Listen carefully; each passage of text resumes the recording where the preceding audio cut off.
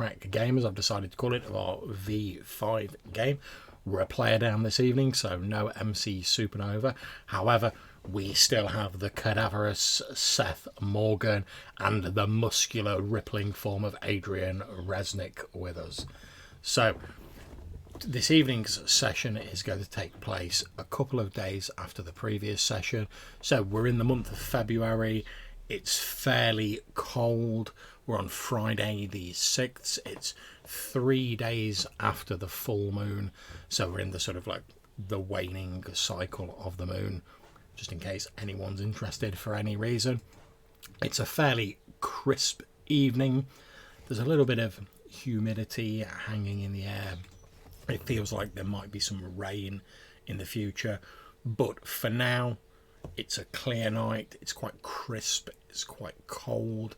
Like I say, a little bit damp. There's maybe like a smattering of sleet on the ground, but no snow as such to speak of.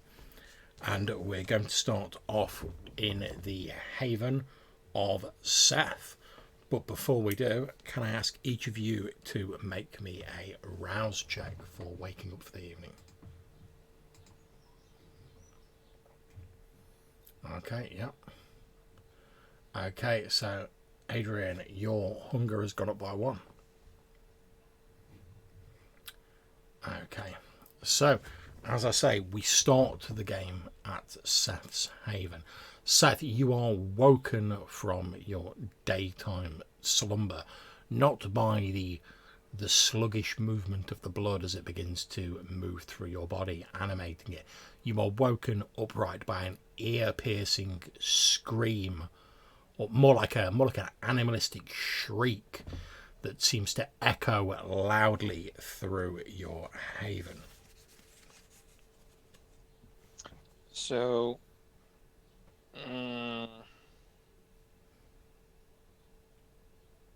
so it's animalistic, but not animal. Like, is there a way to tell? It sounds to you, because obviously as a vampire you're probably quite used to hearing people screaming.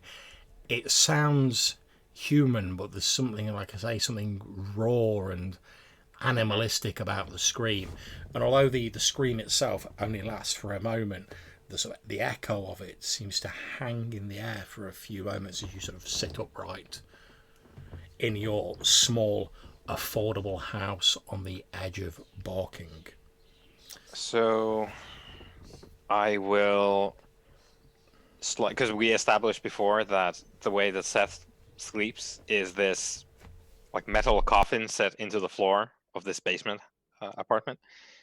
So he slides the lid off.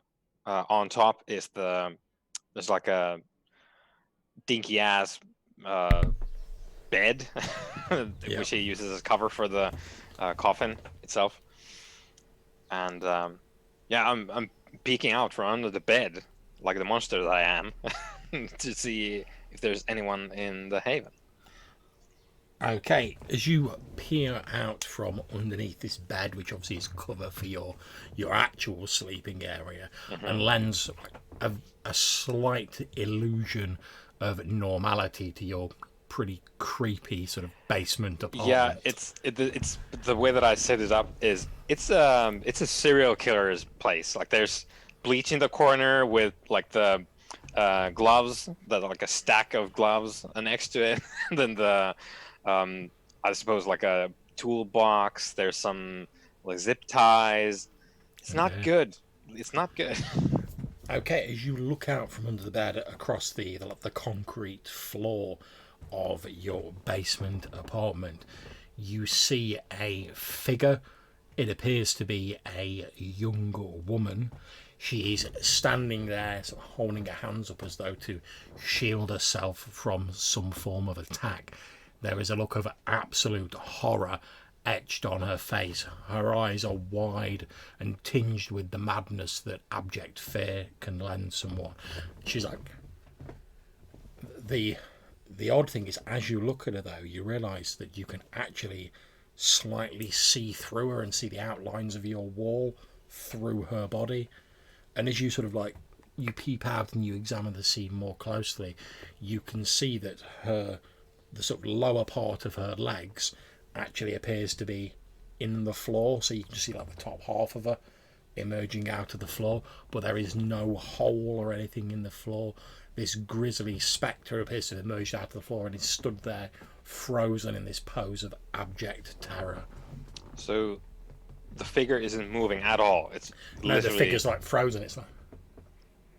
It looks very much like one of those old sort of flickering like movie projections, or like the old VHS when you put them on record and like the picture sort of flickered slightly even though it was paused. It looks very much like that. There's a slight sort of trembling or a subtle movement about it, but the actual figure itself appears locked in that pose. Yep, I will roll out from under the bed and rise up and slowly just wave my hand from where I am at this figure. Okay. So you start waving at this figure. It doesn't respond. However, from the corner of your room where you have like a small, like old sort of pawn shop TV set, there is a and the screen turns on apparently of its own accord, flickering with static for a few moments before it locks onto a channel. You can see from the little sort of writing in the corner that it's it's like the nighttime news channel, or one of the local like London channels. And you can see what it appears to be showing, despite the fact there's still a bit of static swimming around the screen. Like I say, it's not particularly great TV, so you can see what appears to be a picture of a fairly sort of normal looking suburban house, and then there's one of those graphic sort of subtitles that says horror in suburban house. And as the static fades away and the picture stops wobbling and sort of locks itself onto the screen properly, you faintly hear the voice of a news reporter in that sort of BBC English news presenter style of voice, sort of swims into sort of audible motion, and you hear this voice saying, and it was in this house in the year 2010 that a number of men and women of the Metropolitan Police Force were brutally murdered and partially devoured in what has been known as the Death House Horror. And he puts some emphasis on his voice. The screen cuts away, as such stories often do, to what appears to be a slightly old-looking policeman, and he's a reporter's holding a microphone under his face, and he says, "Well, yes, of course I remember the case of the Death House cannibals. So how could I ever forget it?" He says, "Well, we sent 5 men into the old Resnick place, and not one of them returned. Of course, when we got a tactical squad in later, and they went in," and he looks down a little bit sadly, sort of tries to like inconspicuously wipe a bit of a tear away from the corner of his eye. Of course, when we went in, we found their bodies, and well, from what the medical people told me afterwards, all of them showed signs of having been eaten.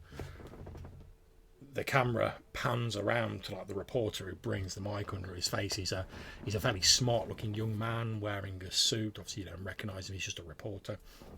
He says, "So, there you have it. In this day, 2010, the police entered the Resnick house and discovered the grisly remains of the investigators first on the scene. However, of the Resnick family themselves, the so-called Death House cannibals, there was no sign, and nothing has been seen of them since, but multiple other bodies were discovered in this house behind us." And he gestures behind him, and you see the camera zooms in on this small, fairly normal, slightly dilapidated sort of house. There's a few like holes in the roof, like roof tiles missing. The windows appear to have been put through, probably with stones, some like local kids. There's a bit of graffiti sort of sprayed on it. You can see there's one of those sort of metal fences with like the wire mesh sort of put around the little plot of land it's on, but bits of the fencing have been ragged off, bits of it have been peeled up, so it's obviously not doing much for security.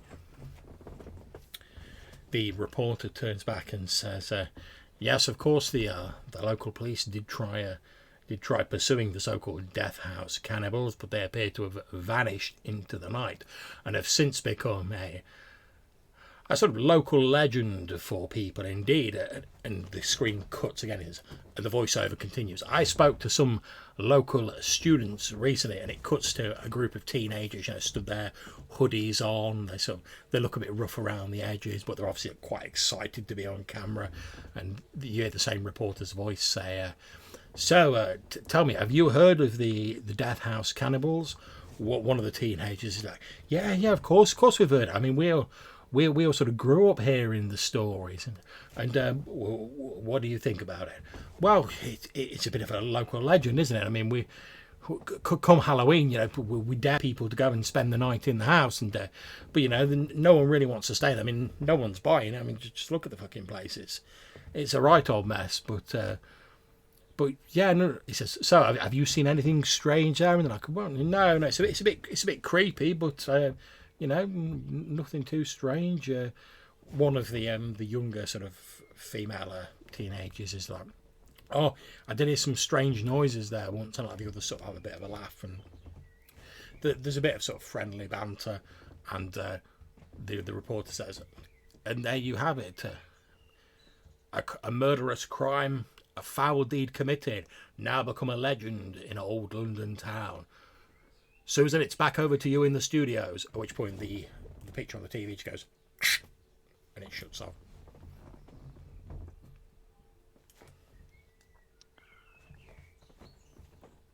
I'm going to approach the figure, presuming it's still there.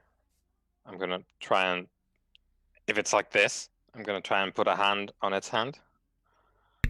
Okay, as you sort of put your hand on it, the figure seems to break apart and disperse like an early morning mist.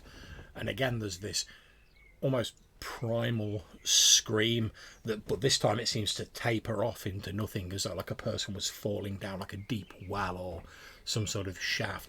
And as it fades away, the last of this mist disperses and disappears. I'm going to unplug the TV and yeah, no problem. Get some of my things, and I'm gonna head out. Okay. Though I'll make sure to, before I go, I'm gonna just crack the door a little bit, and I'm gonna look in the street. Like, are people hearing this screaming? Is like someone outside being like, "Wait, is someone calling for help?" You do notice as you walk out there's a young man who's obviously just been like walking down the street, and you can see he's sort of stopped and he's like looking at your building, and he's just like pulling a mobile phone out of his pocket.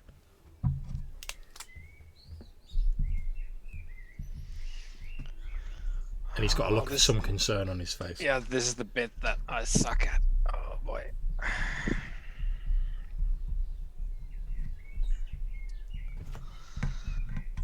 Yeah, what do? I could really use some dominate here.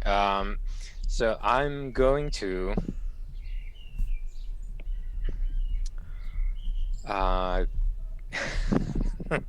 gonna go up to him and it's like, "Hey mate." He's like he's literally just sort of like dialing his phone as he walks. You can see he's dialing like 999 for the police. And as he sees you, he sort of starts a little. He was obviously intent on looking at his phone. He starts a little and steps back, and he sort of like stops before he's like dialed the last 9, and he's like, "Hi." Hey, did you hear that noise? I think someone might be in trouble.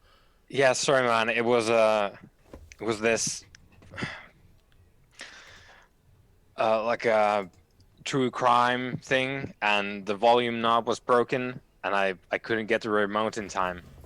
Okay, I think this is going to come down to some sort of social role. I'm open to suggestions. And I'm not exactly the most social person, but yeah, the thing that I'm trying to dance around this is like, I don't want to straight up lie.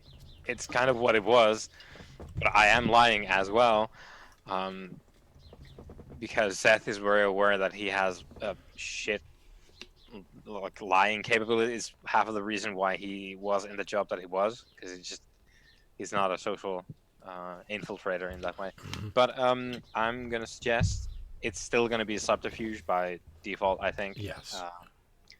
Because I'm literally trying to, and what I'm sort of going for here is well, it's ultimately up to you, really. But I was kind of going for a relatable dude with like a problem that is believable instead of uh, manipulation. I was Yeah, so trying more to angle for charisma. charisma. Yeah, that's fine. Yeah, Yeah, I've got no problems with that.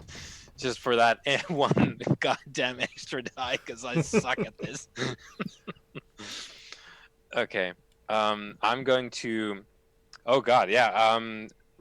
Reel it back a bit. I will blush before I ever head out. Yeah, that's absolutely fine. I don't have a problem with So assuming you've done that. here goes. Yeah, that's not great. Oh boy. Oh boy. This is gonna go well for me. Oh man, this guy is gonna get hurt. So he hears a scream. A really suspicious looking person comes out and Mhm. Yeah, sort of Does this pale off- looking dude like pops up and he's like, "Don't worry, it was just a documentary." Never mind the noises.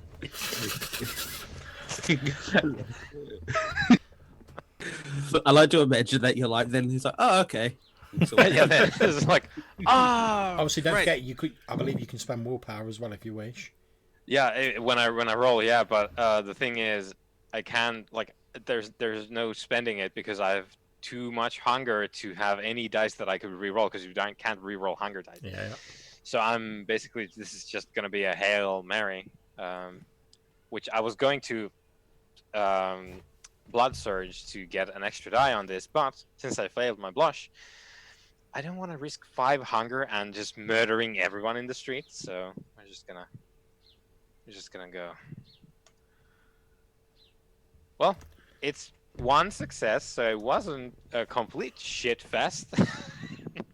Indeed. However, it was a hunger success, I believe. Yeah, but you need a 110 doesn't do anything on Yeah, either. You need 2 10s.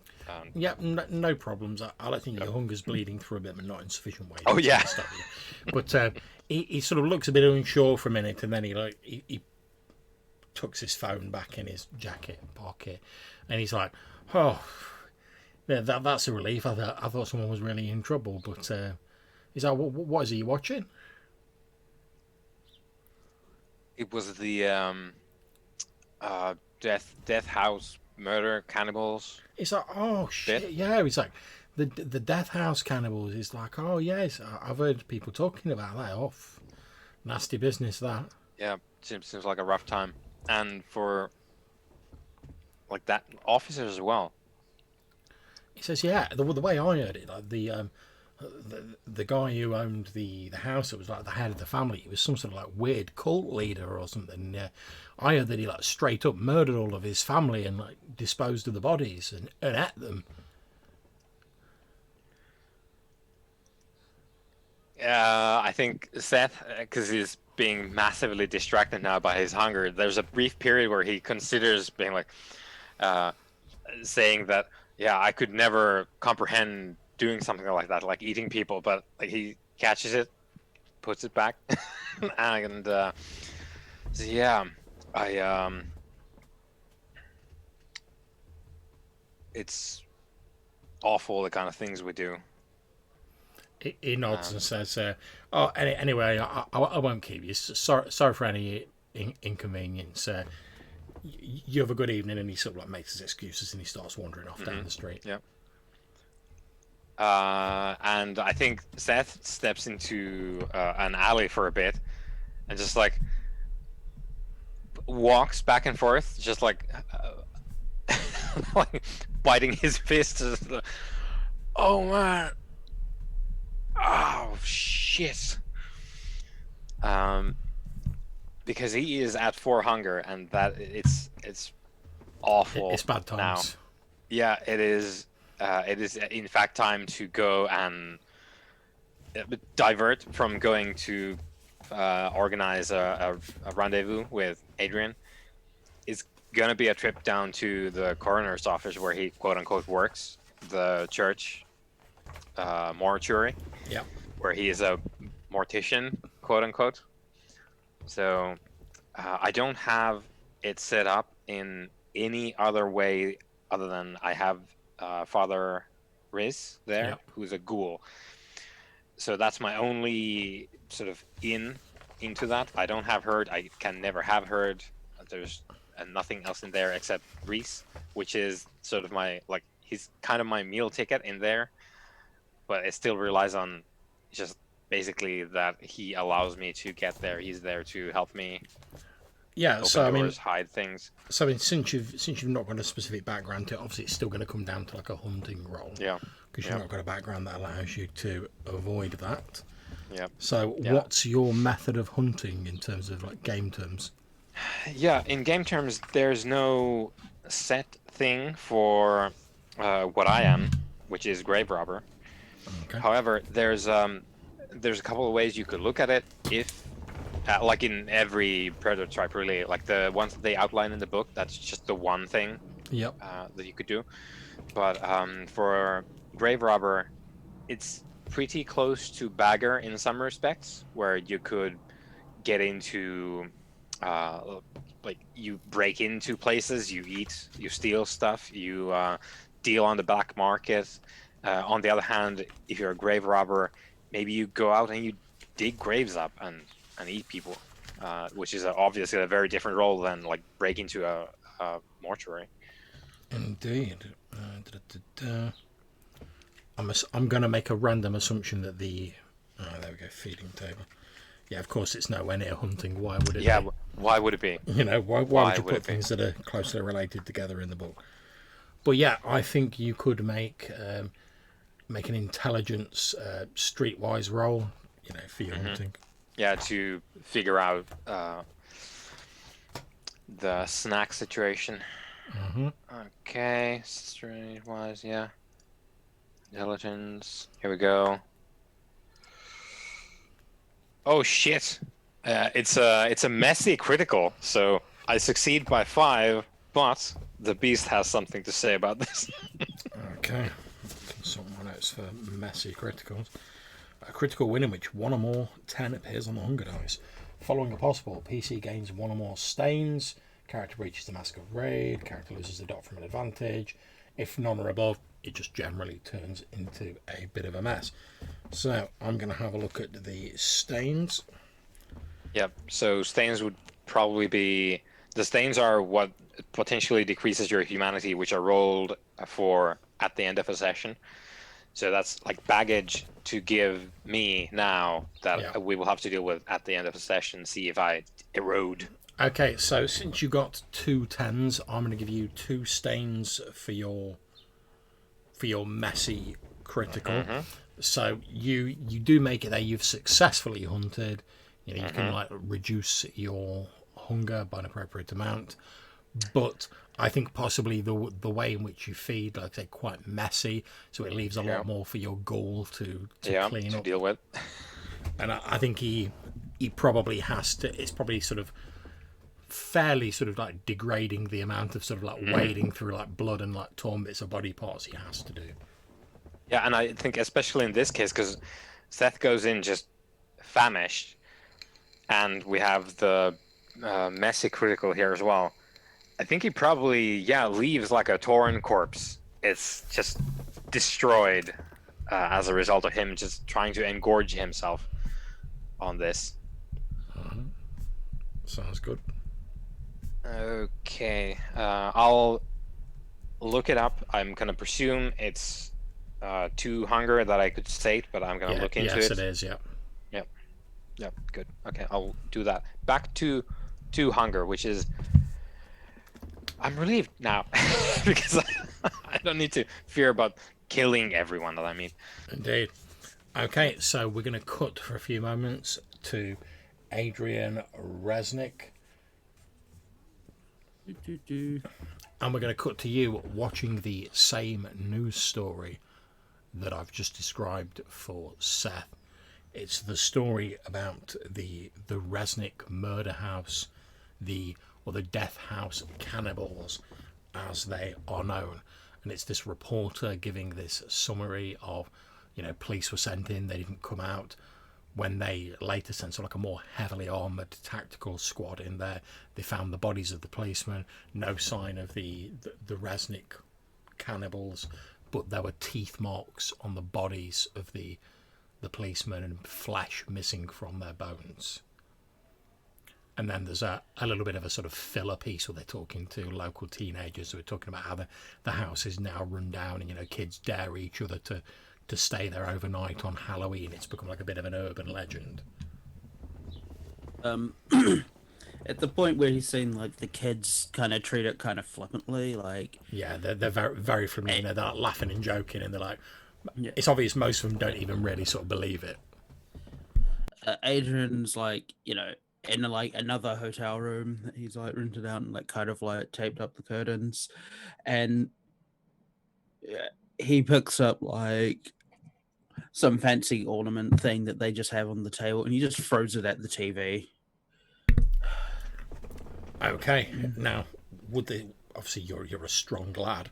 Would this ornament be sufficient to like smash the TV, or would it just bounce off? Yeah, like. Okay, so the last thing you hear as you throw it is this reporter going, "So it's back to you in the studio soon." And this ornament embeds itself in the TV, smashing the screen. There's a brief shower of sparks before the sort of circuit breaker in the plug like cuts in, and the power's stopped to it.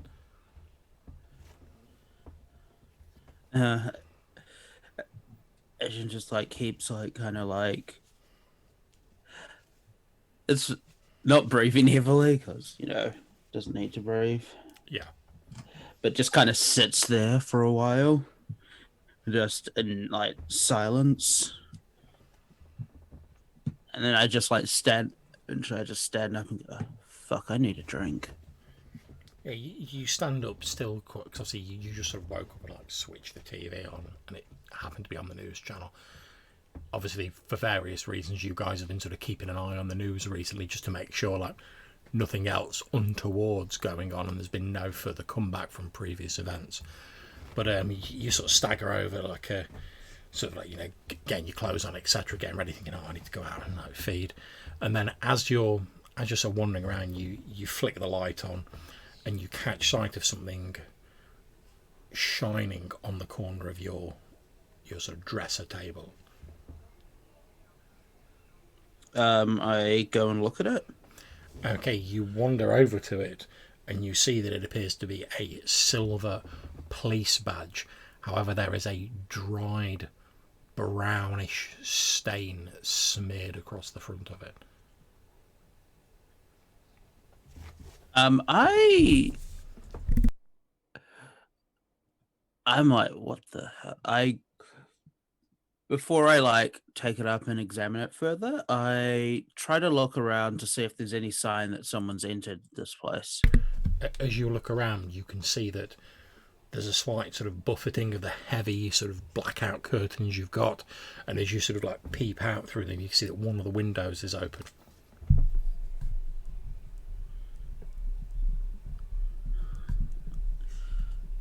I don't like that. I don't like that one, but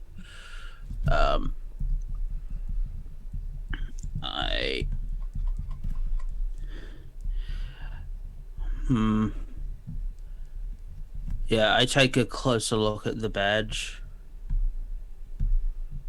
Yeah, it's a standard sort of. Obviously, it's not actual silver, but it's like sort of silver plated. It's got like a police sort of ID number on it. Obviously, they don't have names on it, but it's got a police ID number on it. And like I say, there's this smeared sort of brown stain across it, which your vampiric senses have no doubt it's like old ass dried blood.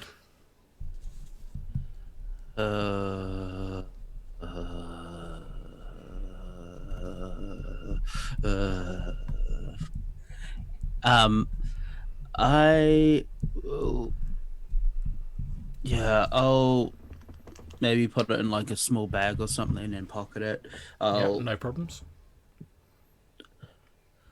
I will use Blush of Life. And I get hungrier. Oh boy. What hunger are you on now? 3. Okay, it's starting to build up. As you rightly said, you're starting to be like, damn, I've got to go out and like feed soon. I'm starting to get seriously hungry. You still got it under control at the minute, but you're like, I wouldn't like to be in like a sort of a tense or anger-inducing situation at the minute. Now you're a bit on edge. Okay, if I think that exact thought, then I'm gonna. Yeah, I send Seth a text, which so because we speak in emoji, so I assume it's just like the upside down face 3 times, which is the universal symbol for like something horrible has happened. And I mentioned that I'll meet up with them shortly, and then I'll head to the gym for me to feed on some people. Which I believe, yeah, and I have heard one, so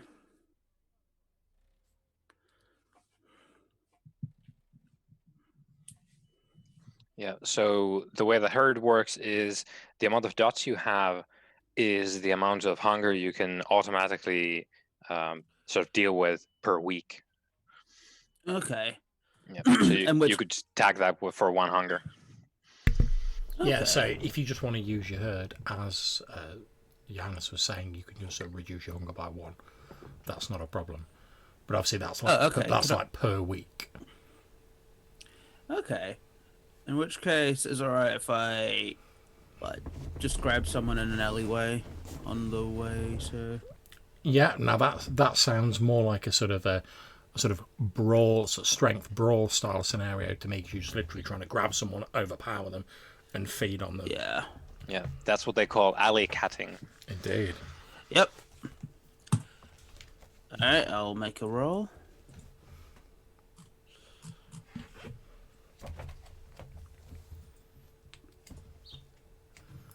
Okay.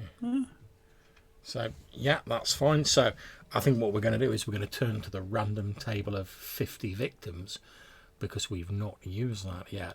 So, Oh, yeah. So Ambrose, would you like to roll me a D50? Alright. Since you're just grabbing someone at random. And for anyone who's watching this, there is like a random table of like 50 potential victims. So 22. Okay. Are you using the V5 one? Yeah. Okay. I was just checking because I used the Requiem one and that didn't go well for us. No. That's a bit full on the Requiem one. That's like, oh, I'll make a roll. You have come across a ninja. Yeah. Superman is here. Oh, no. Yeah. Oh, unfortunately, you've chosen to feed on General Zod. But no, okay, so you've rolled a 22. So as you're sort of running through the street, your hunger's really starting to pound. You can sort of feel the hunger gnawing away at your self-control. You catch sight of a guy walking down an alleyway. He's wearing like a one of those fluorescent jackets, like a firefighter's jacket. He's got like the firefighter's helmet on. He's just taken his jacket off and sort of folded it off his arm. He's just taken his like hat off, tucking it under his other arm. You're perhaps going home from his shift Okay. at the station. You're not sure, but he's got like the big So, sort like, of like dungarees and the big firefighter's boots on and everything. So like Adrian's thing is that he has to feed on people who are like in good physical condition. And he sees this firefighter, Yeah, and this he's like, guy's okay. fairly ripped, to be honest, because it's a firefighter. It's a fairly high pressure sort of physical job. You can see this. You expect, as I say, this guy's coming off the end of his shift. He looks quite tired, quite drawn out. As he's taking his hat off, he's like probably going home after like a long day at work. He doesn't really seem to be paying any attention to you. He just sort of like weaves to go around you as he's like scratching his head and walking down this. Yeah, and which is when I grab and. Indeed, yeah. I'm not. Obviously, you've already made the feeding roll, so I'm not going to make you make another roll to do that.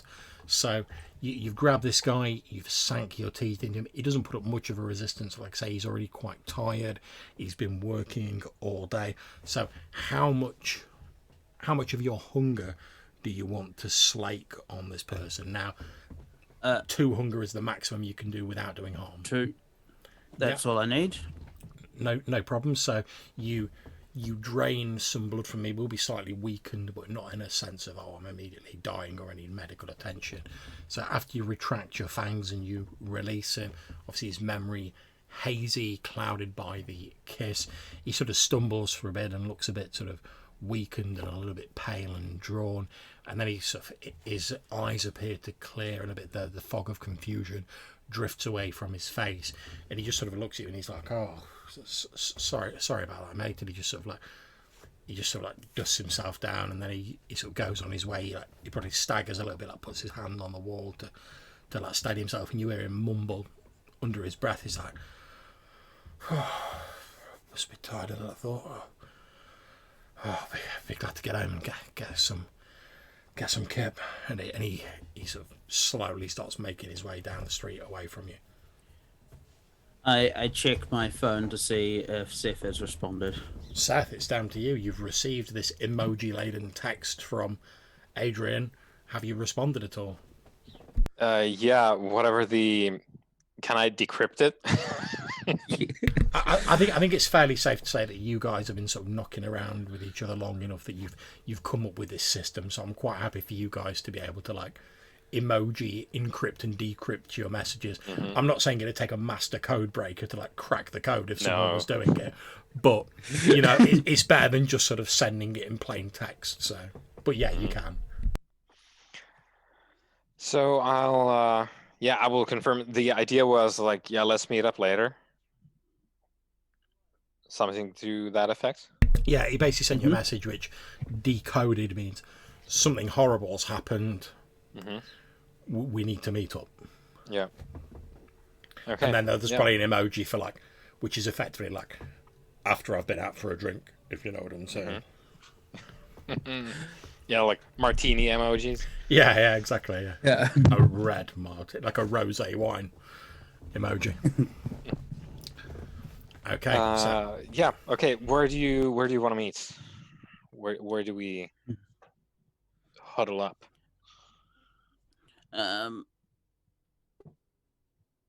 No. Where are you? Actually, I just send like a nearby location. Mm-hmm. Yeah. Right. Okay, so it's like this random street corner then, because you were. Yeah. Yeah. Yeah. Okay. Yeah. As you're sort of heading to the random street corner to meet up with Seth, Adrian, a guy wearing like a black hoodie with like the hood pulled up, sort of moves out of a side alleyway, and he's like, "Hey." What? Who are you? He moves over towards you, and he's like, "Oh, no need to be like that, mate." It's like, and you see he's like looking around, like checking no one else is looking, and it's fairly early evening, so like there's a few people going home from work, like the firemen, but the streets are pretty empty at this point in time, because as I say, it's on Friday, but it's not late enough for like the party crowds to be going out. And he's like, "Hey man," he's like, big fella like you, he's like, "You look a bit tired, man. Hey, you need a little something to help you get through the rest of the night, you know, keep you in the party mood." No, I don't. You need a little bit of a, and he's got like a bit of a sort of twitchy sort of look to him as he's like looking around. He's like, "Hey, I bet you can bench press a lot of weights with them muscles, but you know, if you need a little bit of extra help with your training, you know what I'm saying, I can help you out." I had a look. I'm kind of like offended at the idea that I would do that. Like, he takes like a small like bag of powder, like a little one of those little like plastic Ziploc bags out of his pocket. It's tiny. It has like a little bit of like white powder in it, and he's like, "No, I'm not saying you need it, but like everyone should have a bit of something to take the edge off. You know what I mean?"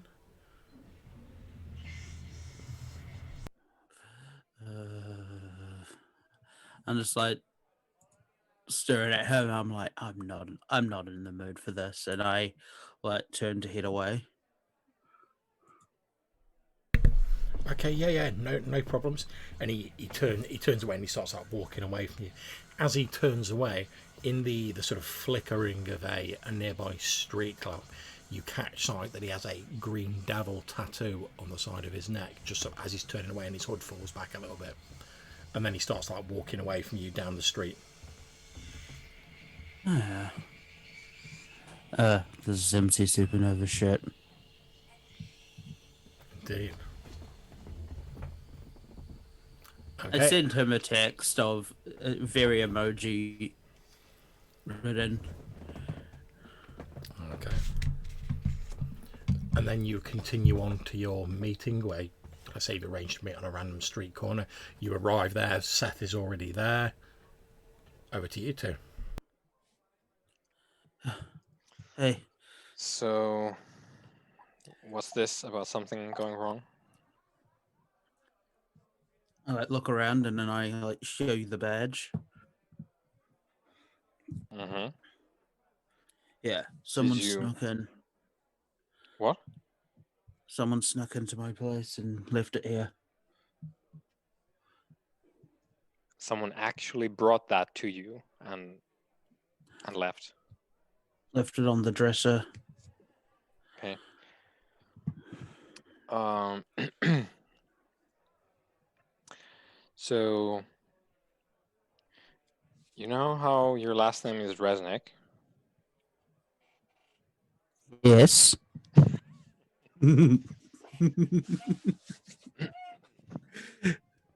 I love that as a question. Hey, you know how your surname's your surname, right? Mm-hmm. No. What? Since when? I was recently treated to a sort of shock piece documentary type feature Mm, on television about this. They call it the Death House horror, something to that effect. And your name came up in association with that, and that was policeman, wasn't it? Do you any familial ties? Is this the East Side Resniks or?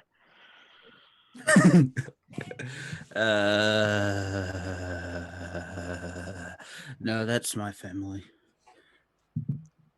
And just to be sure, it's your family's house, or are you the family of the police? The family's house. Okay. I was hoping for the other thing, but Nope. So I'm not going to say what I was thinking about saying because we already are dealing with enough things that are insane. So let's just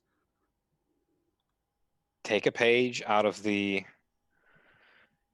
New Age Crystals in the Bathwater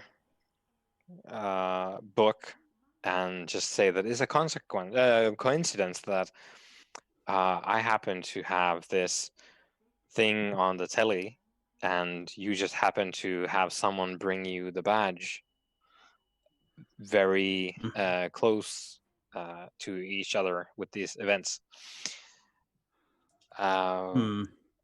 There's where's the house? Should we go look at the house? Because I feel like there might be something amiss there for reasons I don't know that I want to explain in the street. So, for reasons you don't want to explain, In the street, yes. we might. Okay, where can you explain it? Because I don't want to just head there for no reason. Okay, so I'll put my phone into the crook of my left arm and just like as subtly as I can, I'll use like a pen to punch in a couple of emojis into it, and I'll send the text message to you while we're standing in the street. Which it's a house, Mhm. and it's skull, and then ghost, and then TV. It takes me a while because I assume like I'm trying to figure out like what does ghost mean, and then I'm like, wait, no, is he being literal? Okay.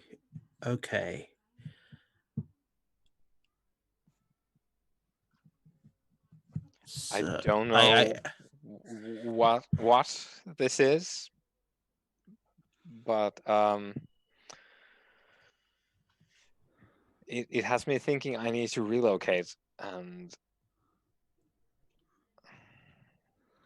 perhaps I need to relocate as well. Um, but given yeah. the third emoji, which was the spooky ghost one with the sheet and the eye holes, Yeah. the Pac-Man ghost. Yeah. Given the third emoji, I can't explain it. I don't want to try even, but that's what happened, and I think we have absolutely reached the point in this nightmare ride where we need to maybe do some post-mortem justice. I didn't want to say exorcism, but yeah. Okay. So we can go there.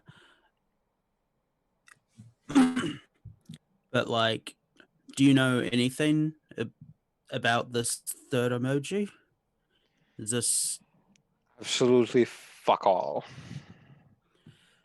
But you know who might Yes. who's into Yes. creepy shit? Yeah, Mm-hmm. Yeah. Zafia.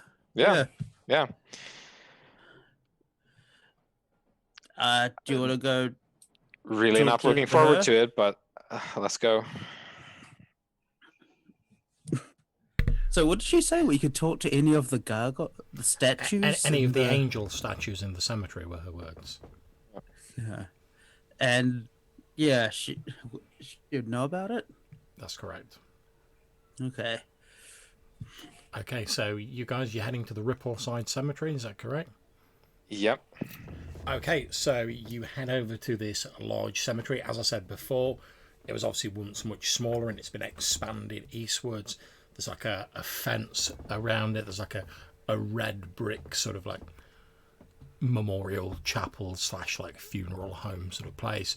It's well tended. There's numerous different areas, you know, for like family plots, different places. There's like a dedicated area for children, and there's like a little sort of memorial garden with nice flowers in it. Obviously, it's evening time. As you pull up to the gates, there's an old man who you recognise, Seth. You saw him previously. He's stood there with just like a little torch clipped onto his belt, but there's like a couple of street lights nearby, so he's not got the torch turned on at the minute.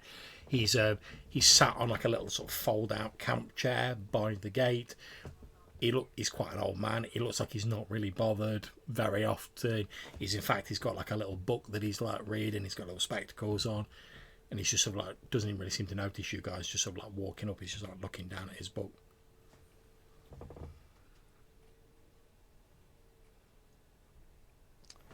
So, are there a lot of angel statues? As you look through, there's not like massive amounts of them, but as you're sort of looking around, like I say, the different sort of plots are fairly clearly delineated. There's like little paths running between them. Since you're specifically looking for that, you notice that there seems to be at least one angel statue in each plot in the graveyard, and they're your fairly typical sort of classical angels, you know, flowing cloth clothes carved out of white stone, sort of feathered wings folded behind them, all with looks of peaceful serenity on their faces. most of them sort of holding their hands in like an attitude of prayer. The normal sort of thing you would see at a graveyard. So, should I, I I just like kind of look at one of the statues and feel really ridiculous. I'm like, Zafia, do you know anything about ghosts? As you sort of like, are you trying to like walk through the gate where the guard is to like go towards where you like, Oh, there are yeah, there are a yeah. couple near the gate, so you could just sort of like lean in through the gate. Yeah, lean in. yeah. So the guard, Yeah, he's just sat is- there with his book. He's like, is the way actually blocked that he has to let us in? you can see that the sort of like the wrought iron gates, there appears to be like a single chain with like a padlock on it, which you might presume he has a key to for like emergencies. But like I say, he's just sat in this little folding chair, and as you sort of sidle up to one of these statues, Adrian, you're like, do you know anything about Zafir? Do you know anything about ghosts?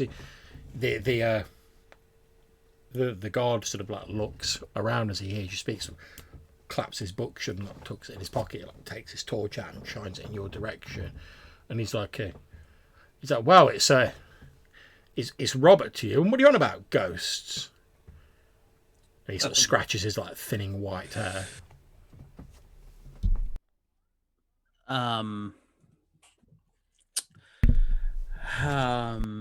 Yeah. I was just talking to myself. What about ghosts? Yes. Well, it's a graveyard, isn't it? It's like, wow, I suppose it takes all sorts. And he's like, sorry about it. And he sort of lowers the torch a bit because he was shining like right in your faces. He's like, sorry about that. I thought you were more kids messing about. And he sort of flicks the torch off. Obviously, you can still see you fairly well because of like the dim light of the nearby street lights. And he's like, yeah, sorry about that. You know, being the place it is, we get a lot of kids messing around here. You know. Apart from that, it's fairly quiet, to be honest. He's like, yeah, oh yeah, you know. I mean, not so much this time of year, you know, more sort of like Halloween and school holidays and stuff like that. You know what kids are like, you know, trying to sneak into a graveyard. I've caught a couple of teenagers getting, and he's in like quite an old-fashioned way. He says, getting amorous over one of the plots there. They jumped over the fence one time, and he said they didn't mean any harm, so I just sent them on the way with a bit of a flea in their ear. But you know, I've got to keep a bit of an eye on the place. I mean, people in here are here for their final rest. You know, I think the least we can do is like let them sleep undisturbed. You know what I mean? He sort of laughs at his own graveyard joke. So do they often jump over the fence then? These kids? He's like, well, not so. He's like, more in the old days before we got the newer, taller fences, and he points at like the iron fences. And they're like those sort of ones with like spiked sort of iron. He said, not so much now, but yeah, but back when we used to have a slightly less formidable fence, oh yeah, they're always sort of jumping over it. You know what kids are like. They don't mean anything by it, most of them. We did have a little bit of vandalism, sort of like a few years back, but nothing too serious.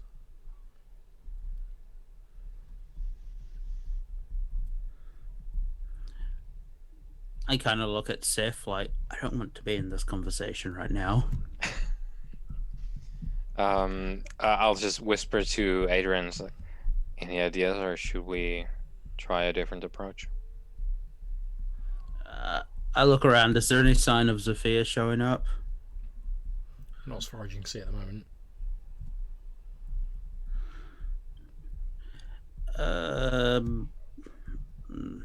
I've got nothing. I'm extremely unconvincing, I found, when I try to convince people that I have business in the graveyard at night. As you're saying that, Seth, you happen to glance over at the old man who's the guard, and you notice, like, obviously he stopped speaking a few moments ago. Now he's just stood there like, Huh? Oh wait, what's this now? his face appears to have like fallen, and he's just sort of like staring blankly, and from his mouth you hear the voice of Zafir say, "What can I do for the two of you?" Okay, Okay so then. And obviously, his lips don't move in sync with the voice. He's just like, it's almost like he's like a telephone receiver, and the voice is just coming right. out of his mouth. Should we come inside or? The if you believe that's necessary, says the voice. At which point, the guard, moving almost like a sort of a marionette, like moving very uncoordinated, as though like someone's puppeteering him. He reaches into his pocket, takes out a key. He has to like try a couple of times because he's so like clumsy, but eventually gets it in the lock, unlocks it, rags the chain off, pushes the gates open, and just sort of stands there like, Okay, let's go. Yeah. I hid in. as you head in, you happen to glance behind you and you see again the guards uncoordinately just like pulls the chain back onto the gate, locks it back up, tucks the key in his pocket, sits down on the chair again, and a few minutes later he's like, and he just sort of like picks up his book and goes back to reading it. Okay. Okay, what do you want to do now? Hid into wherever Zafir is. I suppose. I actually, yeah, find another statue and just say to it that. So, Sophia, should we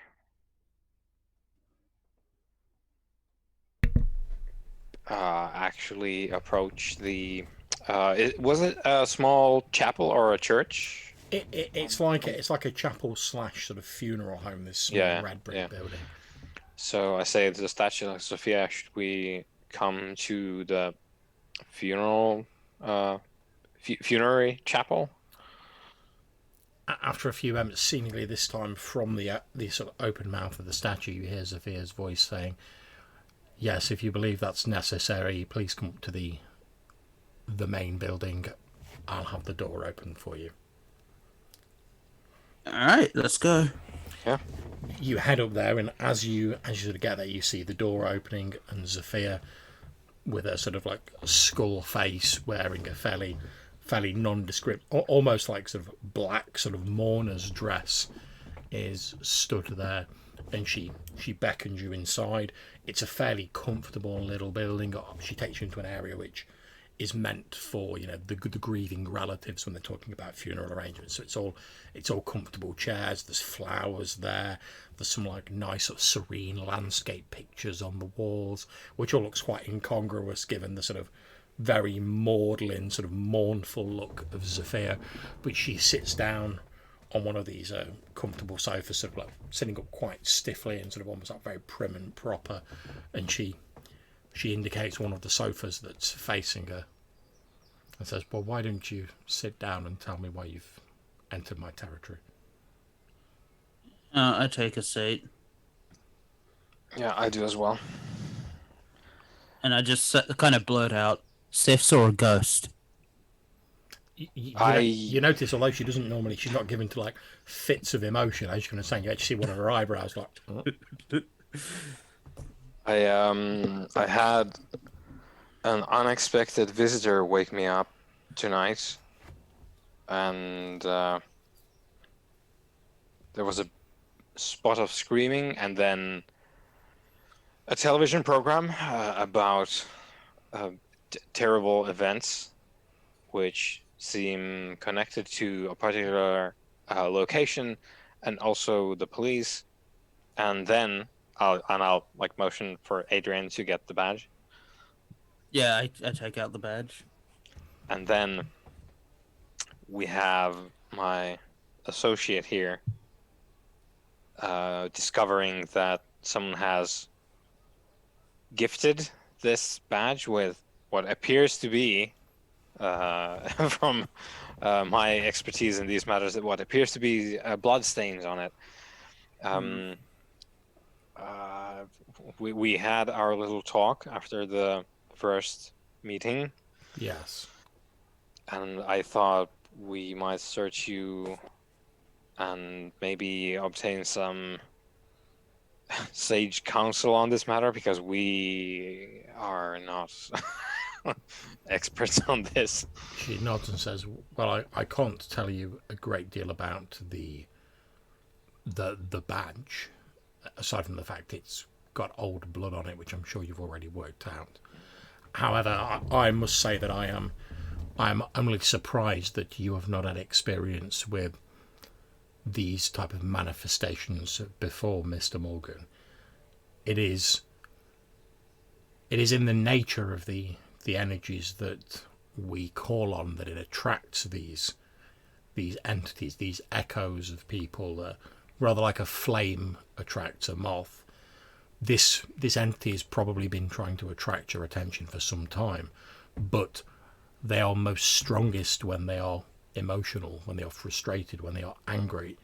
It is possible that this creature has been trying to attract your attention before, but has been unable to interact with the physical world, and has only now gained the emotional strength to be able to interact in a small way. Tell me how precisely, and she looks quite interested now, how precisely did this manifestation occur? There was a woman sort of standing. There was the screaming that I mentioned before, and she froze in place. And there was a bit of flickering, like with when the satellite or the antenna reception on a television is poor, and you get distortions. But she was frozen in place, and then the telly went on, and there was this local shock news story about this terrible event, which I presume is somehow tied to her. She says, well, it is known that such entities can interfere with the flows of energies that move through modern devices. It's why I tend to prefer slightly more sturdy implements. But it has been well documented that such creatures can interfere with audio recorders, television sets, wirelesses, that sort of thing.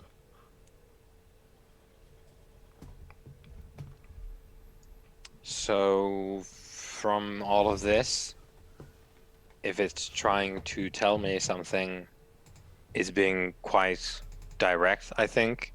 The only thing I'm missing is, I suppose, the point of that particular piece of this puzzle, which I can only presume that is that the way that these things work, these manifestations work? Is it, or do they appear and then show you what you need to get onto? Because that's the way that it's in the children's books, and I don't want to make assumptions. It depends on the entity in question.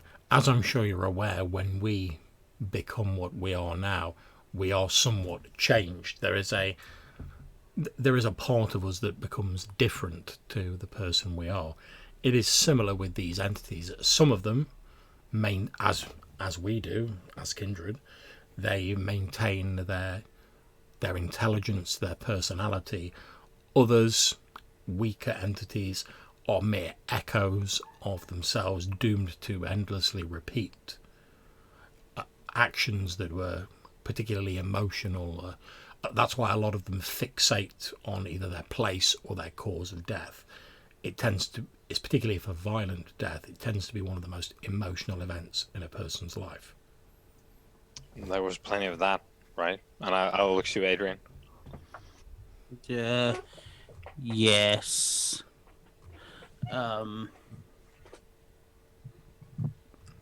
There are a bunch of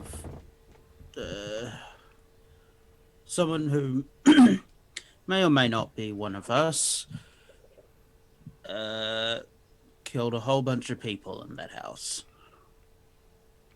In your house, she says, looking at Seth. Not in my house. In the house featured in this story that the manifestation put on the telly, and I like you can tell that like Seth is feeling just like dumb as shit talking about this. Like, oh yeah, the ghost put a show on the telly. Like, that's not a thing. There are two possibilities that I can think of, says Zafir. Either this spirit, if you wish to call it that, is bound for some reason to your place of residence, or it has chosen to attach itself to you for some reason, perhaps as a result of the energies that both you and I draw on. Now, these two are not mutually exclusive. It could be the case that the entity, having now acquired enough emotion, which, as I say, acts as fuels to these entities, was originally bound to your location, but now, having gained enough momentum to make itself manifest, has attached itself to you, possibly quite instinctually. A lot of these creatures do not understand precisely what they are doing, but it may have been attracted to you due to your particular connection with the energies of the afterworld. If the spirit is still just attached to your location, then the easiest way to do that is to simply move your location. However, I can't say just on a cursory glance whether it has attached itself to you. I could potentially determine this, but it would take me a little amount of time. And whilst I'm happy to give you this counsel without asking for any favours in return, if I were to expend the necessary effort to do this, I would expect some form of recompense in the future.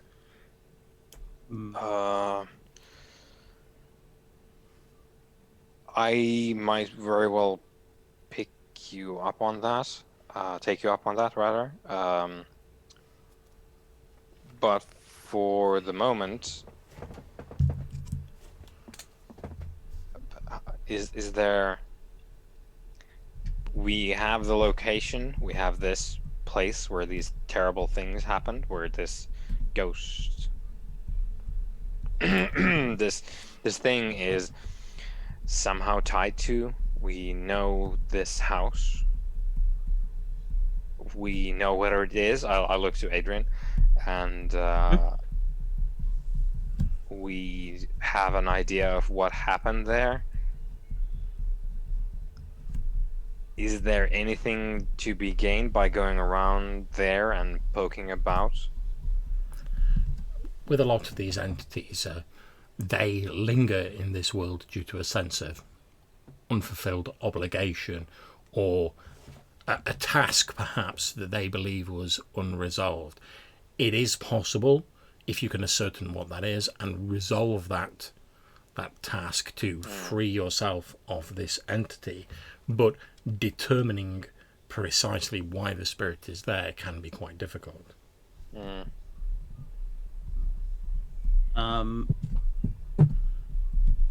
The badge, did the spirit leave it? I'm assuming that the two of you do not share living quarters. No. In which case, I would say it seems extremely unlikely. If the spirit was capable of moving between your locations, it would be considerably powerful, and therefore it would not have manifested itself in a relatively simple way, as this one seems to have done. And forgive me, obviously I'm only working on the anecdotal evidence that you've provided with me, but I would say if the spirit was powerful enough to move between those locations in a very short space of time, from what you've told me, then it would certainly not have to restrict itself to the very limited manifestation that Mr. Morgan witnessed. Okay. So someone else did that. I don't like this. That would be my assumption, and as I say, it is only an assumption at the moment. I can tell you, however, that I feel no otherworldly emanations, and obviously I've not completed an appropriate ritual to fully determine that. However, I am somewhat sensitive to these emanations, and I can sense nothing of the sort from the badge, so it seems unlikely. Well, there's only one other person that would have. Well, seems like there are two people that could possibly have this. One just being someone with access to the evidence, or two, one of the perpetrators. Do we know who those are? And I'll look to Adrian, kind of puzzled. Yeah, my family.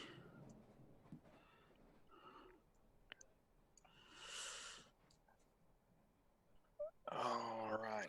All right. So I think we are probably good for the night. And I look to Adrian with a raised eyebrow. Yeah, yeah. All right, Sure. Zofia, you have my thanks. I will contact you regarding future arrangements as well as the repayment of your help tonight. And I believe we have some work to do. Yeah. Well, should you discover anything about this entity, I would be grateful if you would share that information with me. If you discover anything interesting, I would deem that more than sufficient payment for what little information I've given you this evening. Obviously, I have somewhat of an academic interest in the subject. Mm-hmm. Seems fair. But before you go, the manifestation, was there anything unusual about its appearance, or? Aside from the sort of freeze frame flickering. Yes, I'm sorry, I don't exactly. I don't know what to look for. well, you see in these manifestations, although they are not they're not bound to obey the laws of the physical world, they often obey the laws of the world as it was when they were alive. So, for instance, as a hypothetical example, let's say you see a spectre, a phantasm, whatever you choose to call it, walk through a wall.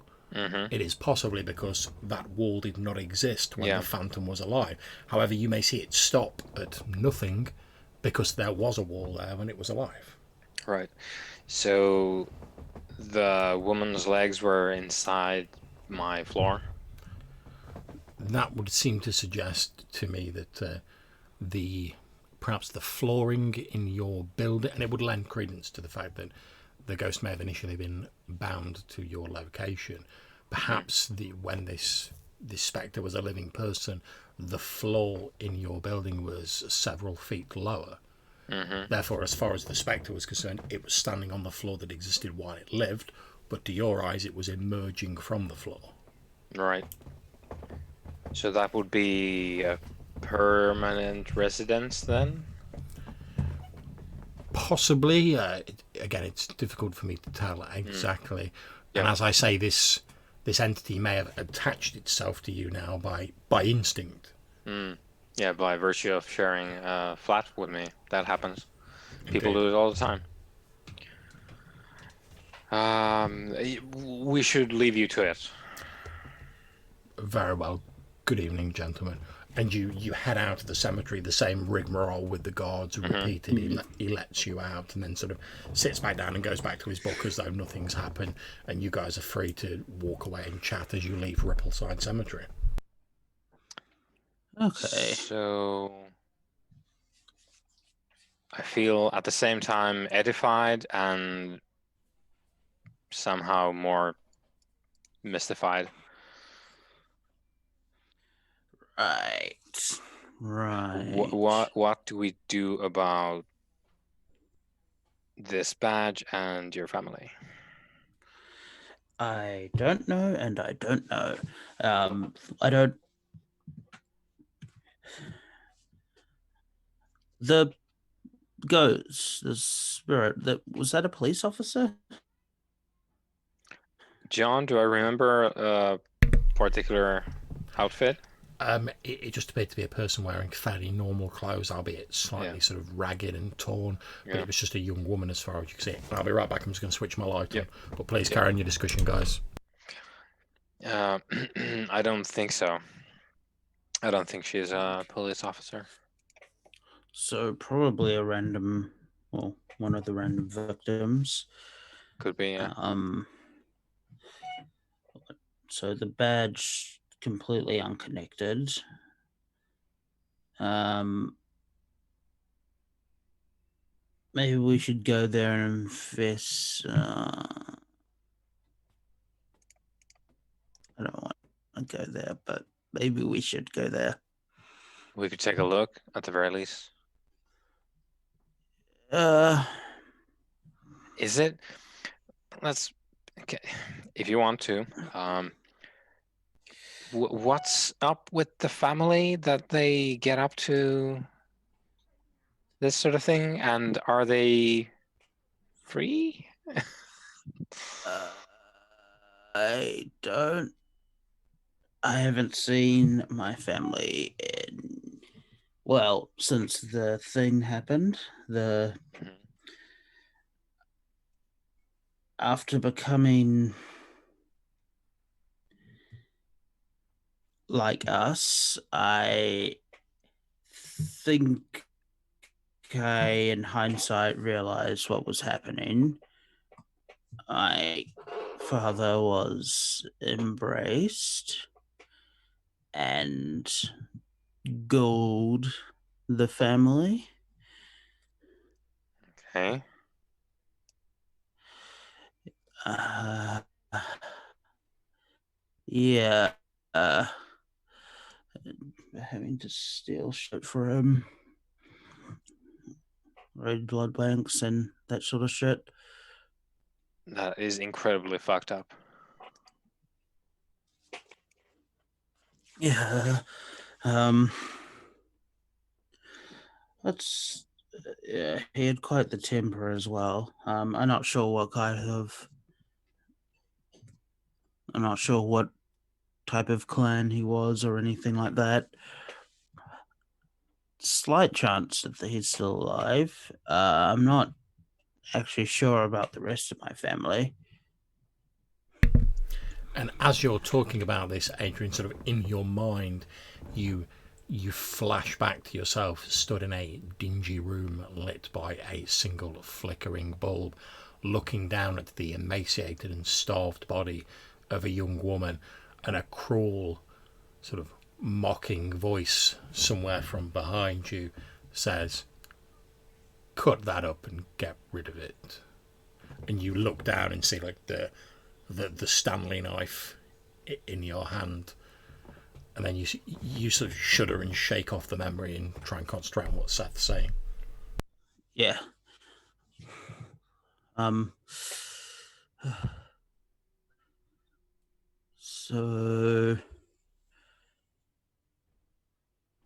yeah, we should head there. Hopefully, the place is just completely abandoned. It should be. It should be completely. Yeah. So Um. it's about. Does the family own it? Um. I think the house itself is completely abandoned. I don't think they have any technical legal claim to it. I guess they would technically be the owners, but Yeah, no, but not really. it's in limbo. No one's using Yeah. it, or Yeah. on paper anyway. Mm. Okay, I suppose let's go take a look. Okay, so you guys head across the borough, and obviously, Adrian, you know the way. You eventually find your way to this small, dilapidated house that obviously you remember quite well, Adrian, and you've seen on the TV report, Seth. You can see, as I've said, it has this sort of wire mesh fence around it, like it's damaged in several places. The house itself looks quite dilapidated. There's roof slates missing. A couple of the windows are smashed. There's like graffiti sprayed on the outside. You know, it's like murder house and stuff like that. Obviously sprayed by kids. There's a couple of old like abandoned spray cans just lying around, and sort of scrubby like plants have grown up through the cracks in the asphalt around it. It's obviously been abandoned for quite some time. As you approach it, you can see there's a couple of sort of gates on this wire mesh fence that once had a chain through them, but it's long since been broke open. And as you're heading up to it, you can see there's like an old sort of a construction sign, like quite faded, the paint's chipped off it, and it's sort of lying at an angle, and it says under construction, Reese Property Management Limited. But you can tell just by looking at no construction has gone on here for a long time. Mm-hmm. So I'll make a note of the name, because that rings a bell. Okay, so how do we do this? Do we... Obviously, the entrance is quite easy. If we find someone there, what do we do?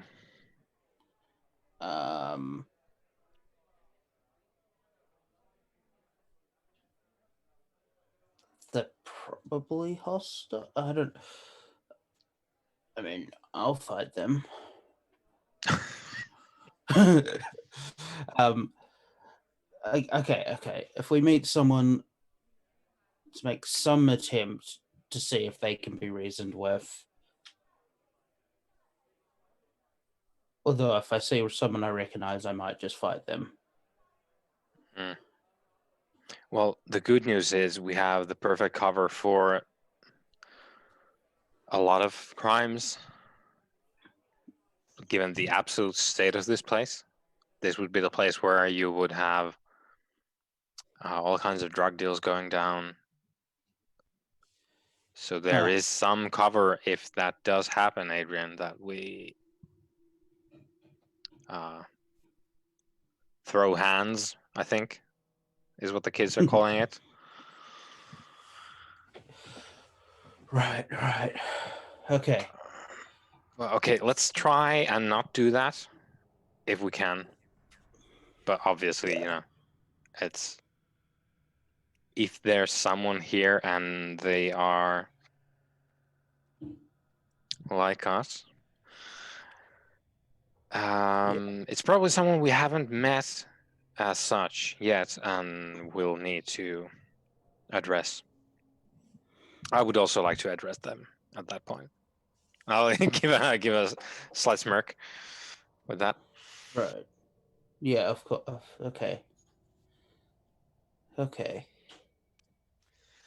So I suppose let's take a look, and I'll start on to the property itself, John, and I will conjure my shadow cloak.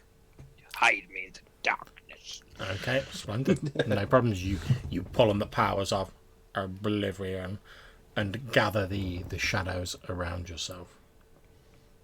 So the ambient light just avoids me as much as I can, and the shadows just linger a bit more on me as I head. I want to do like a lap around the murder house. Okay, yeah, so make me a dex stealth roll. Okay, here we go. Stealth, dexterity. The shadow cloak gives me a +2. Yep. That's look at that absolute state of that roll. 8 dice. 8 dice. However, I did not. You didn't fail. Yeah, the hunger dice is still. You rolled 5 4s. That's impressive. That's. Oh boy. Okay, so do I just? I was just thinking it'll be funny if I saw you like go like all like shadow powers and then you just sneak around really obviously. And it's like I step on every twig as I go. It's like, God damn it! eating a bag of crisps. Yeah, it's like, come on, man. Okay, you don't even need to eat.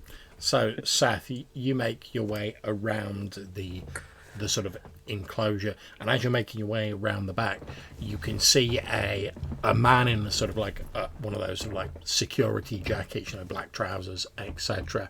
He's talking on like a handheld radio. You've succeeded on your roll, so you slink in the shadows up to him.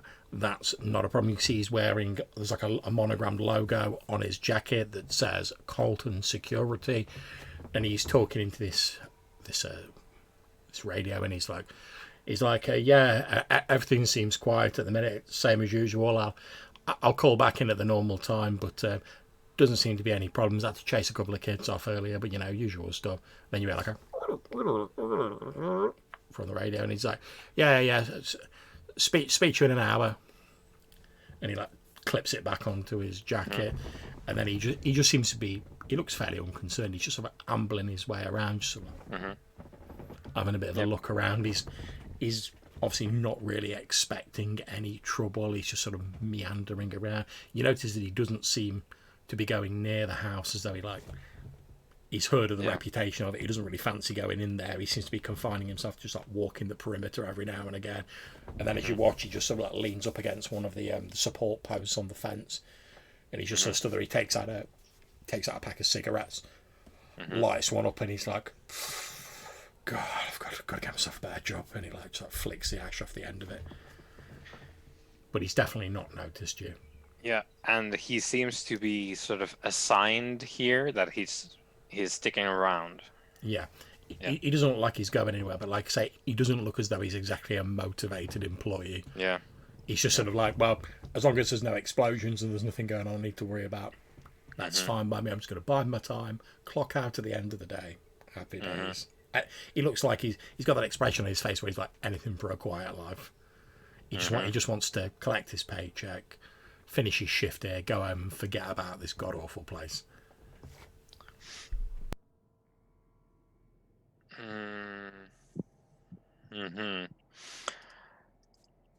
I will. Oh, first of all, also Adrian, like this probably took some time because I did a thing. So yeah, it would have taken you at least 10 minutes.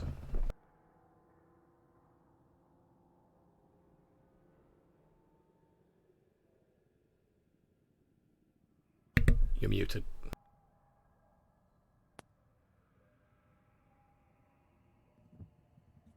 Sorry. Oh, there we go. Muted. Good. Yeah. Okay. I thought I unmuted myself, but whatever. Yeah, I would have walked up right to the house and like opened the door. Was the door like intact? Yeah. The door's sort of hanging on by like a couple of hinges. It's obviously taken some damage in the past, but yeah, you just push it open. Roll me a d6, please, Adrian. Right.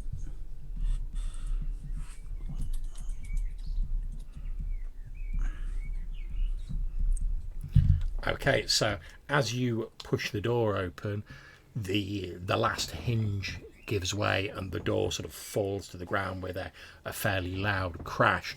Seth, from where you are, you see the security guy suddenly go, and he starts moving around the building towards the front of it. Yeah. I'm gonna try and get up to him from behind and get a sleeper hold going. Okay, so make me a Dex brawl roll. Okay.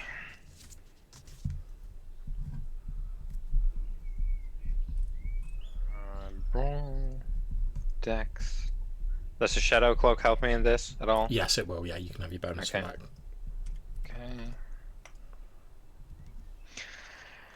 Well, it's 2, which is more than 1. That is definitely true. Okay, it's not terribly difficult. He's like an out of condition sort of security guy. He's not like tac ops or anything like that. So yeah, you sort of slink up behind him, shrouded by the shadows, slip your arm around his neck, basically choke him out. I presume you're not trying to actually permanently. No, it's just like I need to put him out. So I'll just like grab him and then just go down with him gently as he fades.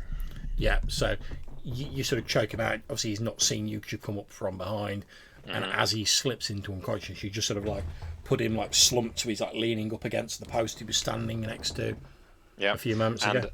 And I'm absolutely not sure if this is an actual medical thing, but in a bunch of like this spec ops like spy shit, there's a couple of arteries up here where if you compress them for a bit, people go out for like deep. Yeah. So I'll restrict his blood flow into the brain for a bit with the arteries there, just to like make it stick better. Yeah, And that's absolutely fine. I'm quite willing to believe in your previous occupation you might have had Yeah. some training in that regard. yeah, that's like his hobbies. Which Yeah, so that's yeah, that. you know that this guy, when he wakes up, he's going to have an absolutely pounding headache. But Yep. nothing you've done to him should cause him like permanent damage of like an irreparable nature. So Yep. you slump him over in the corner. So if anyone looked at it, just looked like he was sort of like sitting down and maybe taking a nap. Yep. And I'll take some of his stuff to make it look like it was a robbery. So I'll get the radio. I'll if he has like a wallet, I'll take that. Yeah, so you take his wallet and radio. Yeah, so I'll take the wallet, and I'll take, if there's anything in it, like credit cards or cash, I'll take those and then toss the wallet on him. Okay, no problems. You do that. Yeah. So I'll grab those just to obfuscate the fact that it's not about that. Yeah, So no problems. I'll take those. I'll turn the radio off because I don't want it to go off accidentally. So yeah, I'll do that, and then I'll go and find Adrian. Yep, so you head round to the front just as sort of Adrian's like heading through the doorway. Obviously you can see the door like quite sort of badly maintained. The hinges are rusted, lying on the side. It doesn't take you long to like work out what the crash was. But as you're sort of heading through the door, Adrian, Seth sort of slides out of the shadows near to you. Alright, I see him there and just like nod and like head deeper into the house. Yeah, I'll Okay. let him lead the way. Okay, so since this is part of your background, Adrian, would you like to describe what the house looks like? Yeah, I imagine it has like kind of two like large bedrooms that are like attached to like the two front windows beside the doors. Kind of like an oddly shaped windy hallway that connects like all the main areas of the house and like the bathroom. Um, and the bathroom also leads to like I don't know one of the bedrooms, and like uh, the house probably like looks like really fucking horrible now and disgusting. Yeah, it's very dilapidated. The wallpaper is peeling off the walls. Obviously, no one's been in to clean this. Like the carpets are still stained from Do we have the incident. the like telltale signs of there's been some people here partying, quote unquote? Indeed, as you look around, you can see like crumpled up like lager cans, and you can see like a few sort of plastic bags from which a slightly faded odor of various solvents emerges. There's like nub ends of cigarettes and like half smoked joints like just like lying thrown around. The whole place looks pretty much like a rubbish dump. Hmm. Okay.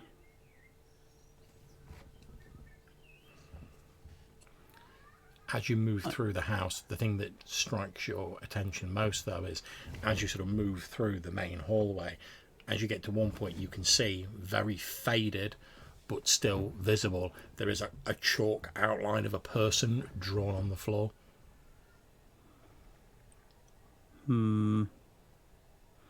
I look around if there are any more.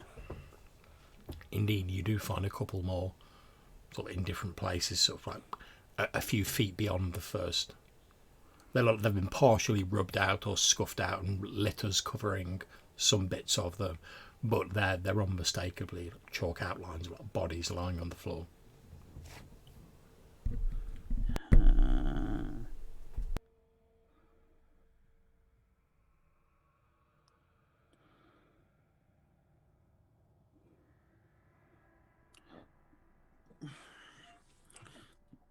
This is. I haven't been here since before this happened.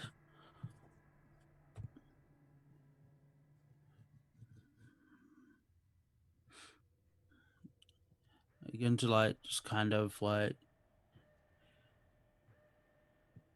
yeah. I stare at the chalk outlines for a while, then I begin to just sort of like rummage through like cupboards and stuff for whatever reason. Not sure what I like expect to find. Yeah, no problems. You go into like a sort of kitchen area, and you're like rummaging through some of the cupboards.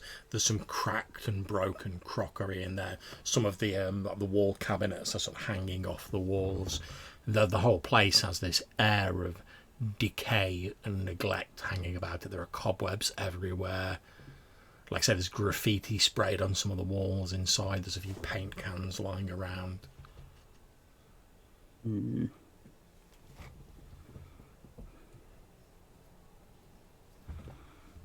Yeah, I begin to just like wander through the house, looking through the bedrooms. Okay.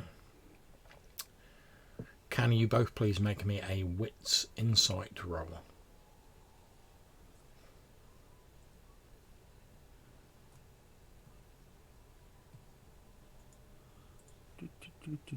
Sure.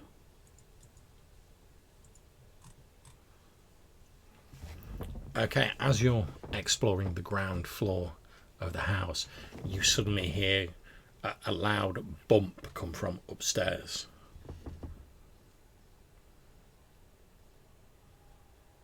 Look up and I look to Seth.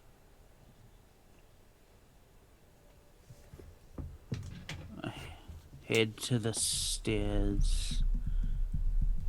Yeah, Don't I'll try. follow a bit behind. Still cloaked in darkness.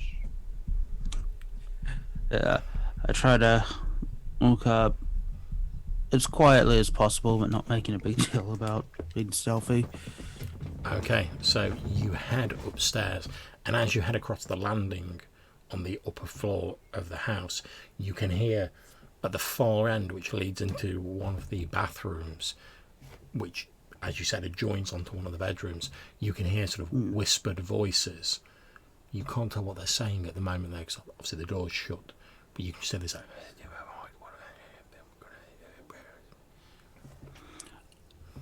I move closer and try to listen in.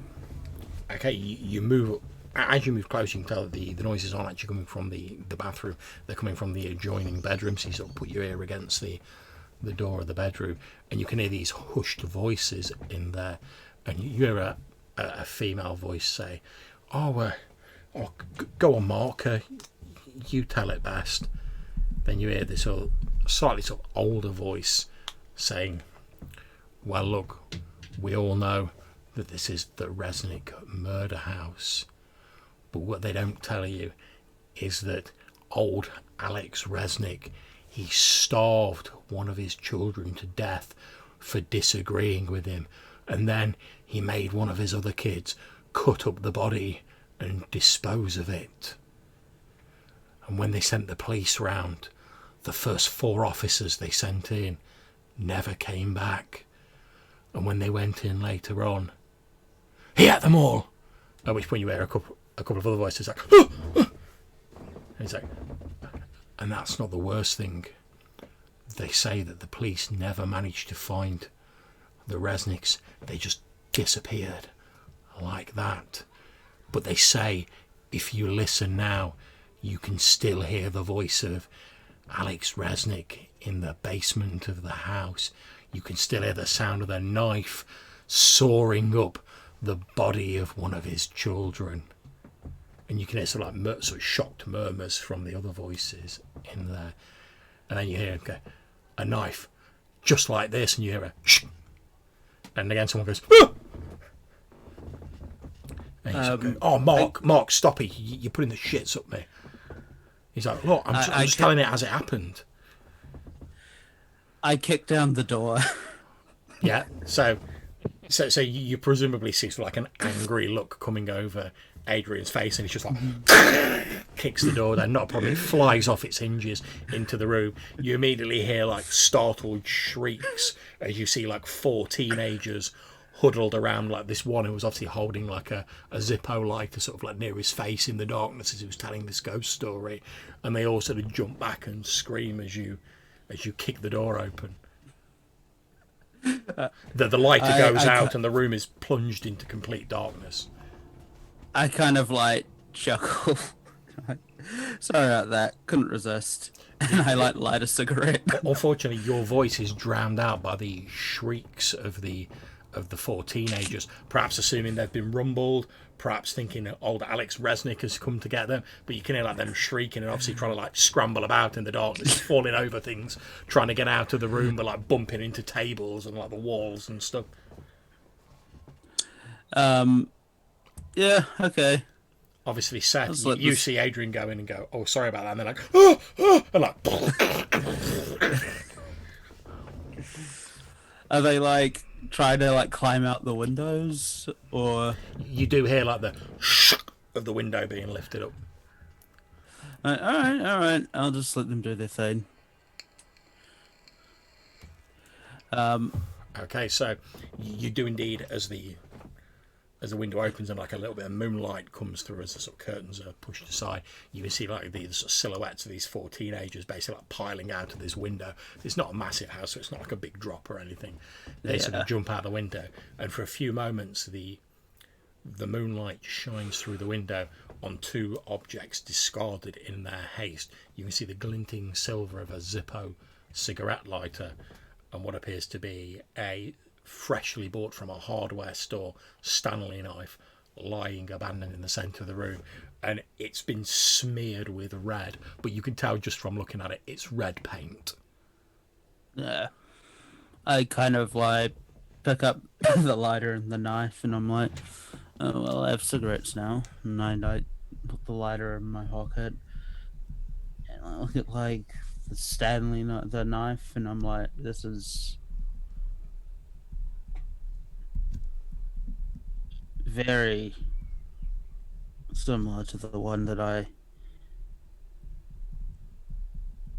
used to. And then I just kind of like lodge it in the wall and like turn around. It's fucking kids.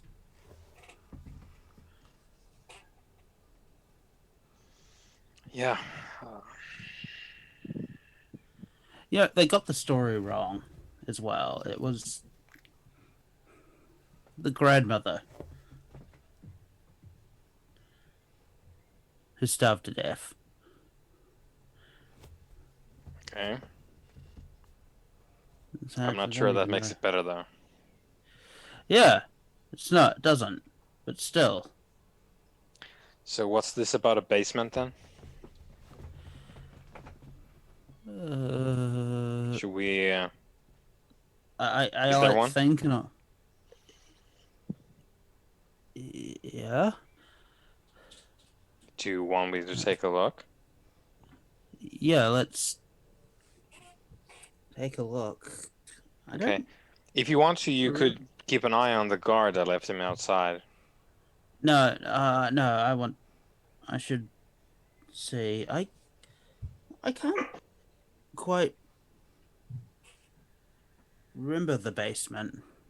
Indeed, it seems odd up until you Seth mentioned it, you'd almost forgotten there was a basement in this building, and as you sort of try and sort of picture it and think about it, that it's like a curious gap in your memory. Like now he said it, you're like, yeah, of course there's a basement, but when you try and sort of remember exactly what it looks like, there's just like no memory there of it.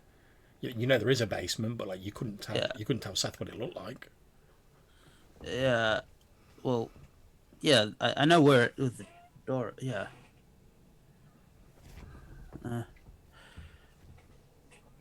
So it's taken a lot to try to blot out the memory of this place. It feels weird. Like the layout of this place feels different. I look at the like in the bathroom that sort of connects the room and look at the tub. Is this the one where I had to cut up Joyce? I can't Yeah, we can probably leave that for later and try and like just lead him out, close the Yeah. door. Yeah, that's fine. And for a few moments, as you're looking at this bathtub, you find yourself, Adrian, imagining sort of like the blood stains, and you can almost in your mind's eye see the sort of withered figure lying in the bathtub, and then Seth's like, oh yeah, we can leave that till later, and he sort of like turns you away from it because you were sort of like fixed on it, but he turns you away from it and shuts the door. Yeah. Yeah. I thought it was. To tell you the truth, I don't even remember there being a. Okay. Yeah. Let's head to the basement. Okay. I will. I'll give Adrian a squeeze of the shoulder, and I'll go and look for the basement, John. Okay, that's not a problem. Adrian can direct you to where it is. There's like a small door into like a utility cabinet, and then there's like a small flight of wooden stairs leading down into this basement.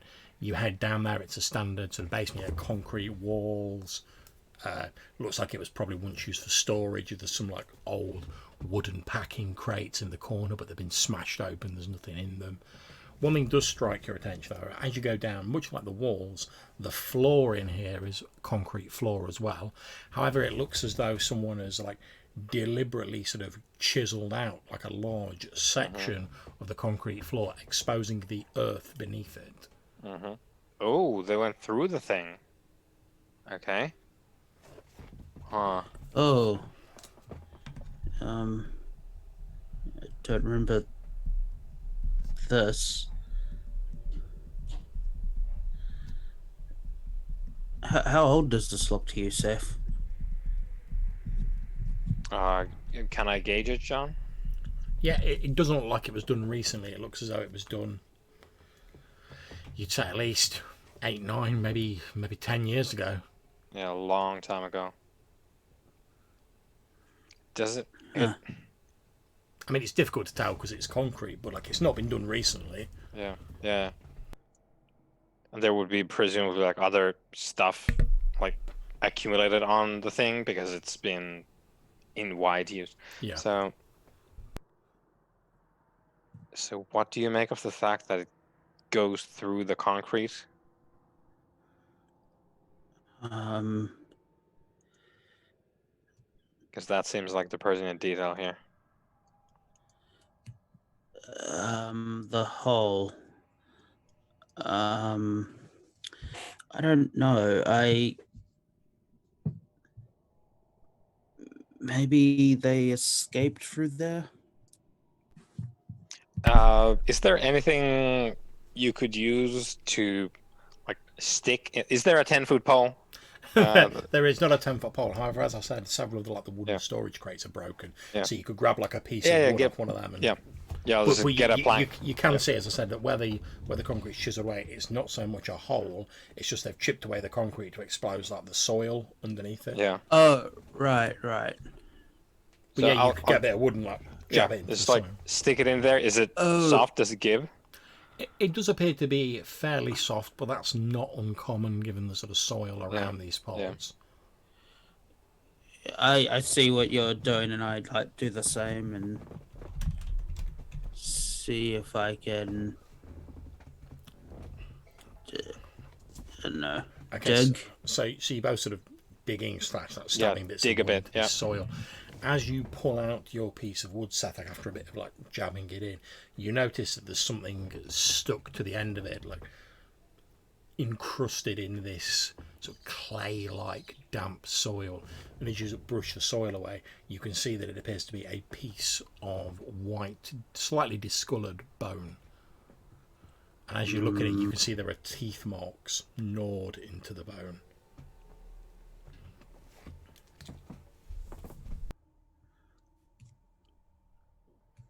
All right. Hang on. This seems important, but dead. So at least there's that. Yeah, and again, it doesn't like it's recent because, like I said, the bone's discoloured Yeah. because it's been under the ground for a while. Yeah.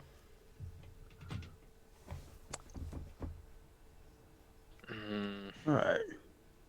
There's probably more, but I don't think you know. And I'll toss the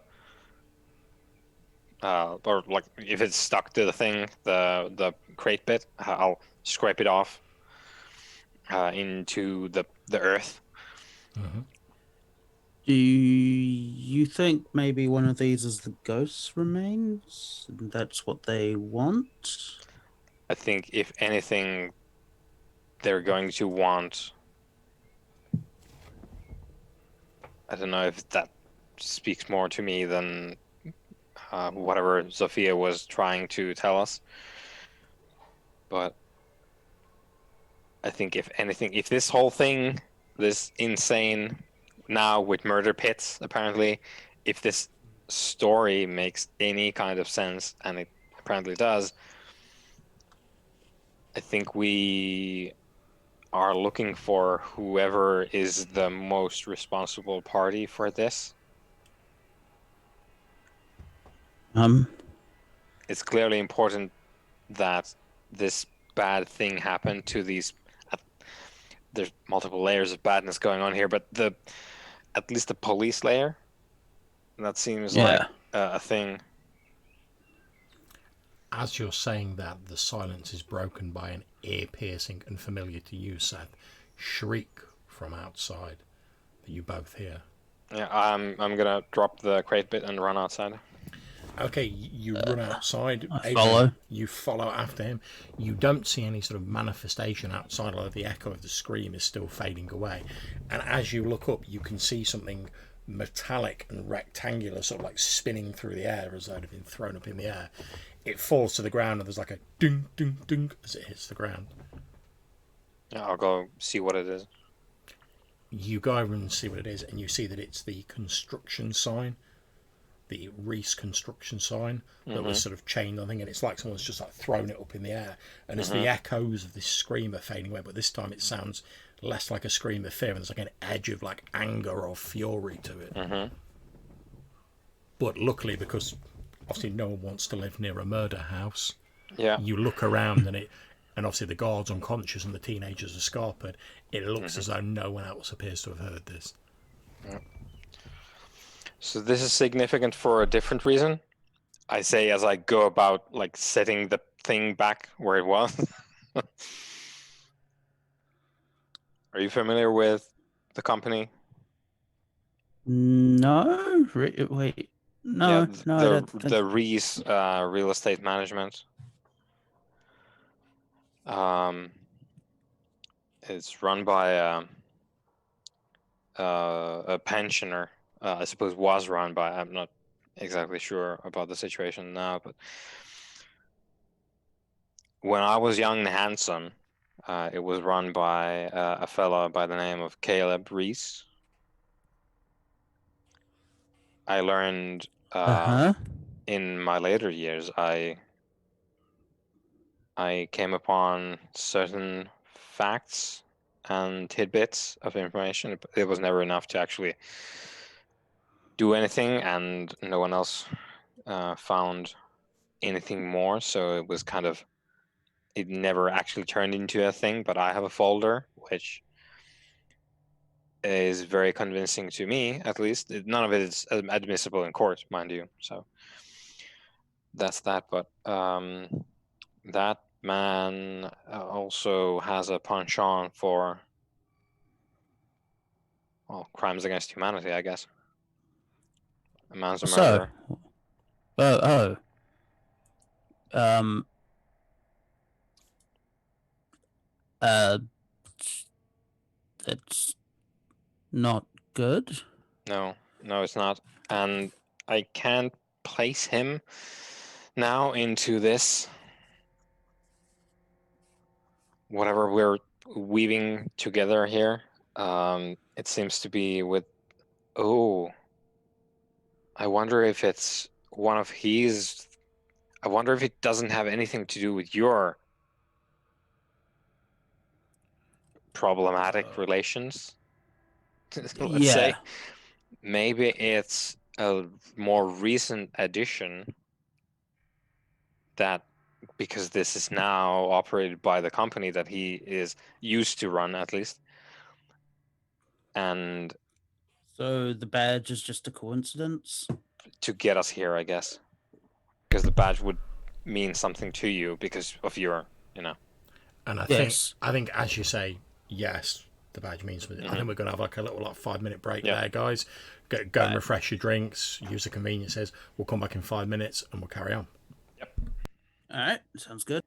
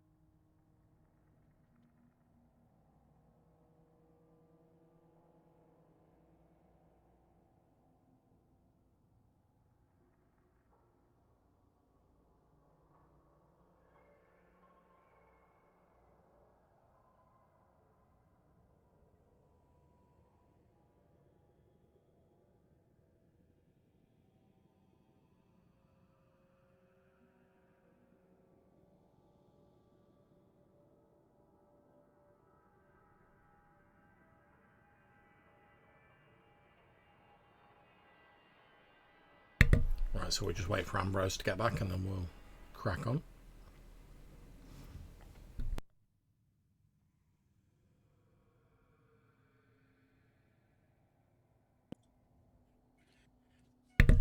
Okay. Why did you Spider. swap positions in the Zoom call? That's very weird to me. It automatically happens when you turn your cameras off. Ah. Okay. Okay, so Seth's just been telling you about this Caleb Reese, who used to run a construction company and in Seth's was committed crimes against humanity. He says he has a dossier on him. I mean, obviously it's not a particularly like up to the minute, up to date dossier, Seth, but yeah, you've got a lot of information on him. So over to you guys to carry on that conversation or act as you see fit. Okay, so what exactly did this Reese do? He's a serial killer. We never caught him.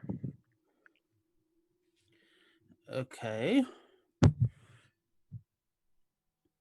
Do you think that your Spectre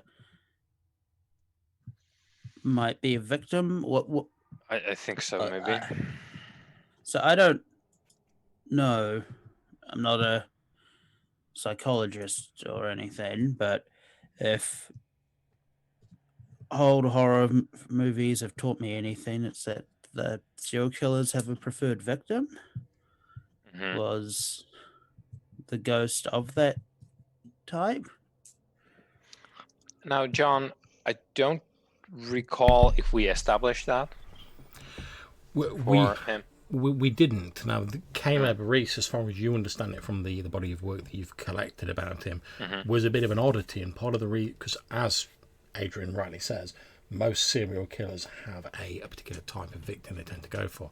However, that was not the case with Caleb Reese, and that's what made him particularly difficult to catch, because the normal sort of methodology you would approach to catch a serial killer often didn't apply to him. And as you say, due to an overwhelming lack of evidence, although he was a suspect in a number of disappearances, there was nothing to pin the crime on him. So they weren't able to even arrest him. He like as you say, he carried on running his business, eventually retired, and obviously you've not been exactly sort of keeping up on him because you've had other things on your mind, like being a vampire. But as far as you're aware, he retired and he's still alive, you think, but you've not got any really reason to. You've got like his last known address of the time of your dossier, but obviously that's not massively up to date. Yeah. So I'll let Adrian know about this, and I'll say, do we think this is maybe it? Because I don't know how we tie this all back to your family, given that they're not here. Well, I don't know. So if he's a serial killer, you think he might still be active, or I think judging by the bones down there, I think probably it's been a good amount of time, at least with this. I don't know if he's still active.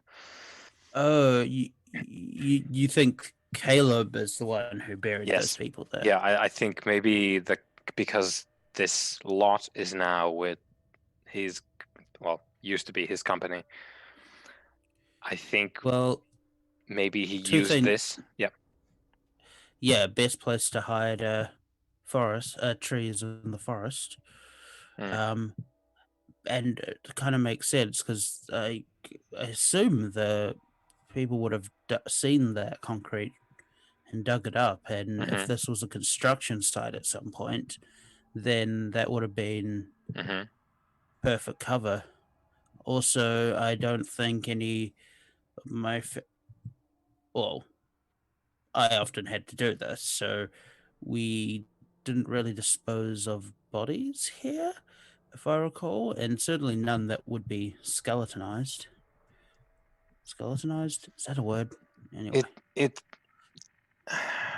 it strikes me as a very particular thing to have gone through, Adrian, if you don't mind me saying. Yeah, yeah, that's fine. It's an understatement. Is how, how do we feel about that? Fantastic. My mental health has never been better. Great. Want to go track down a serial killer? Ah, that sounds fun. Do you know where he is? I know where we can start. All right, let's do this. Okay, so I suppose screen wipe, Indeed. and we're off to meet the elves, Mister. No, we're off to we're off to track down a very bad man. Okay, so where do you plan to go first? Is the address for an established place? Yeah, it's just a small apartment building in Barking. Yep. So so we'll head there. Okay, you head over to the apartment building. It looks a little bit run down, like it's seen better days. You head up to the door, presumably knock. You knock on the door, Oh, yeah. and then Yeah. you hear what sounds like a child, like an infant crying inside, and a woman's voice is like, yeah. Hold on a sec, I'll be there in a moment. And the door opens, and you see a young woman there. She's wearing like a t-shirt, sort of like tracksuit bottoms. Mm-hmm. She's holding like an infant wrapped in a blanket under one arm, and she's like, Mm-hmm. "Yeah." Hello. Was there a name thing on the?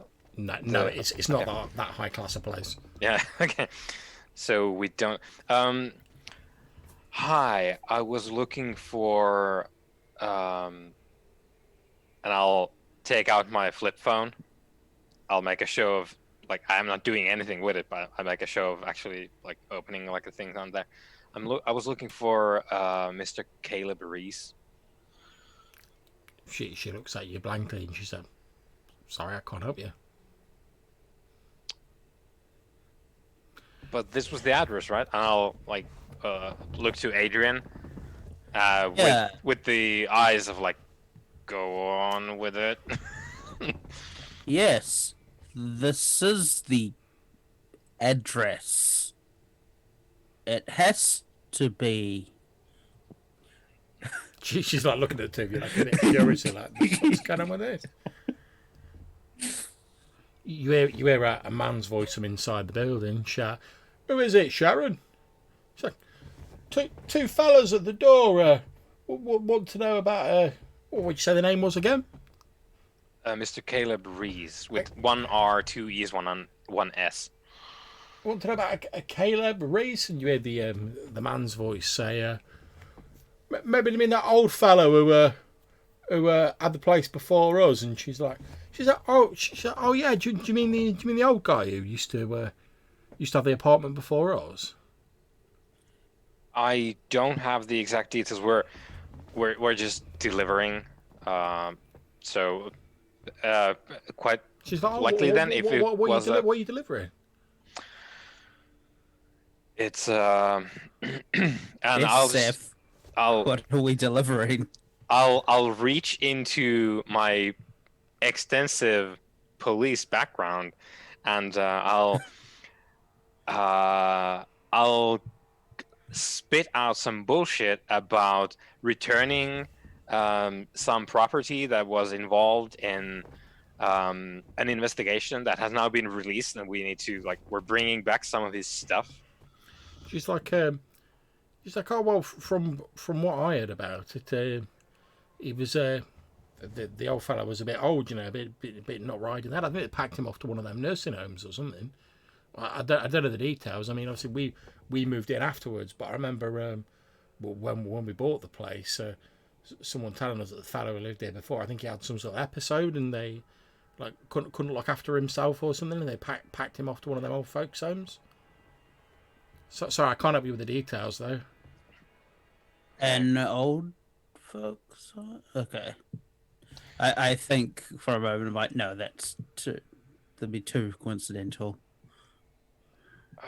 All right. Well, No, the baby's like starts crying a bit, and she's yeah. like trying to like shh, Right. shh, shh, shh, shh. Sorry to disturb you. Then. Oh no worries.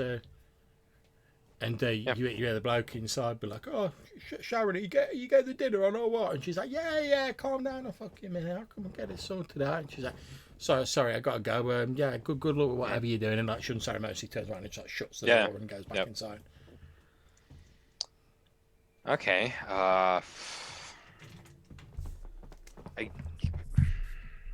So he's in Yeah, an he was. old folks' home. Yeah, he was getting on a bit already, but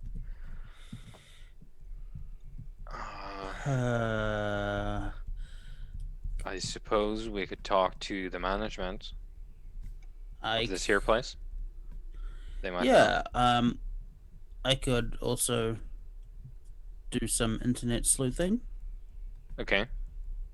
I mean, that's fine. That's one of the things that I would find very useful. Yes. And it's probably like, I don't think necessarily Seth has been like underlining it so much, but you can tell like he gets super fucking weird with his phones when he's trying to text you and whatnot with the goddamn chopsticks to press the buttons and whatnot. Yeah. But you can tell that for whatever reason, Yeah. it's just not a thing for him. I got to assume that at one point Adrian Googled like being weird with phones and thinks that you're a technophobe or something, or like you're afraid of electricity. Like that's his running theory. Yeah, that seems extremely good. To be fair, it sort of fits given that there's as an assumption, given that there's obviously some connection between Zafir and Seth, and Zafir's like used the word wireless to refer to radios, and he's like, I don't have things with electricity. Yeah, I like the old stuff. Okay. Yeah. So, can I make like a wits or intelligence technology roll or You something? can use either intelligence or wits with your technology, whichever you prefer. Yeah, just to like search for this boy. Okay, so it takes you a little bit of searching, but eventually you do find a reference to Caleb Reese having had some sort of seizure and having been moved to the Sunnyside retirement home. Which is where Fletcher is, right? No, Fletcher is at the Gable Court care home. Oh, okay. I thought, okay. Would have been interesting if he forgot he was a serial killer. Then Fletcher accidentally reminded him or something. And then yeah. relapse. Why did you help him remember that, Fletcher? Go on. Tell me about your mother and how you killed her. All right. Oh yeah, Sunnyside retirement home.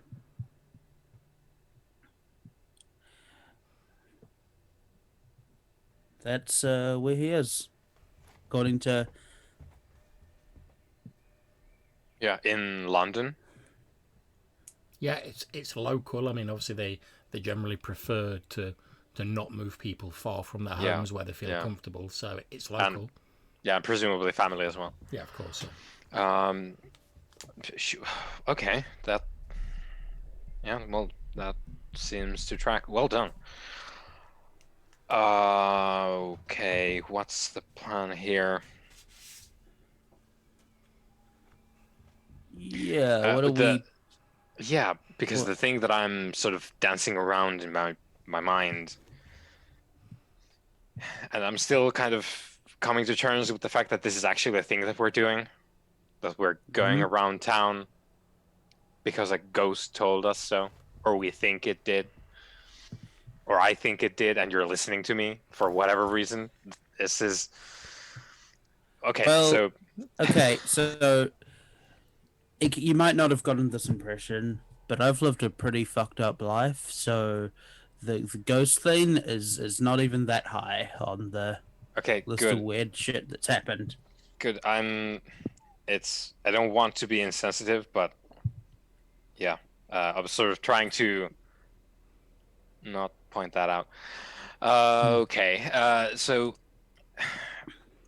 given all the givens, and given that we're, at least I don't think we're just going to go back home now. Mhm. I think it's probably on the table that something needs to be done about Mr. Reese, Do you which I we don't know need what that to? is. Apparently, well, I suppose we have our, and you can see sort of like Seth's eyes light up now. I suppose we have our answer now. Because Sophia mentioned that the manifestation probably can't be in my house and yours, Yes. and given that it was at your parents' house, it's attached to me, it's following me Yes. around. So when we get there, things might happen, which I Ah. don't know what that might be. I have absolutely no idea what that might be, but I think it's probably likely. And I don't know if that is just like making him dunk his hot coffee in his face and that's it, and then we're done, or if it's something like, I don't know, making me all jackal, like slack jawed, and well, If that happens, what should I do? um, take me away. I don't. It's, Okay. yeah, it's just get me away from there, because the one thing that we don't want from all this craziness is a retirement home murder spree. Like that is not on the table, Yeah. Adrian. Yeah. Um. Yes. Yes. So if that doesn't happen, how are you envisioning this going down? We go in there. I Well, actually, yeah, I suppose we should go and find something. Um, I think they might probably buy the same thing that I was selling those people. So we're returning some, I suppose, evidence to the man himself, and we want his John Hancock on the papers. Mhm. So probably let's stop by um, a place, uh, get something that we're returning, and then go and see what happens when we actually go there. Because I think I will be bringing the manifestation with me. So I think there's probably something that we don't know that is going to happen. If nothing happens, I will just ask some questions about the events from Mr. Reese, and then we leave. Right. Right. But I think it's not going to go down that way. All right. Um. What if Reese ends up getting killed?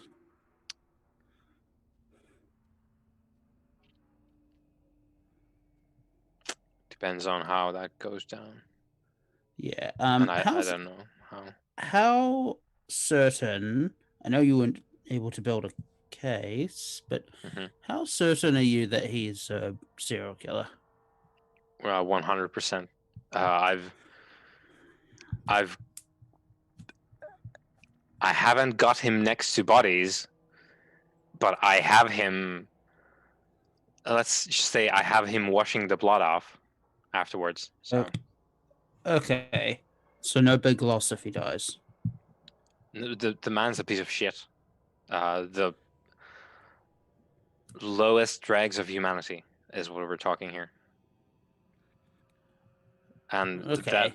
yeah, no loss Th- to humanity if he passes. Just pray to whatever. Are you a religious man, Adrian? No. Okay, let's not pray then. Let's just hope that he doesn't do the manifestation thing as well. I don't know how that works. I don't know if that's how it works, but I would hate Right. to have that guy around forever. Do you think the spirit just wants to be avenged? That is, and this is just me being biased, but these kinds of motives usually very basic. Like there's no Right. elaboration with most wrongdoings. It's very, very basic when it comes to when people want something bad done. I think that's probably it. It's very likely. Okay. Okay. But then, like, All I'm right. not looking to go in there and murder him outright. Like, that's not. That's not a. Let's not start out with that plan.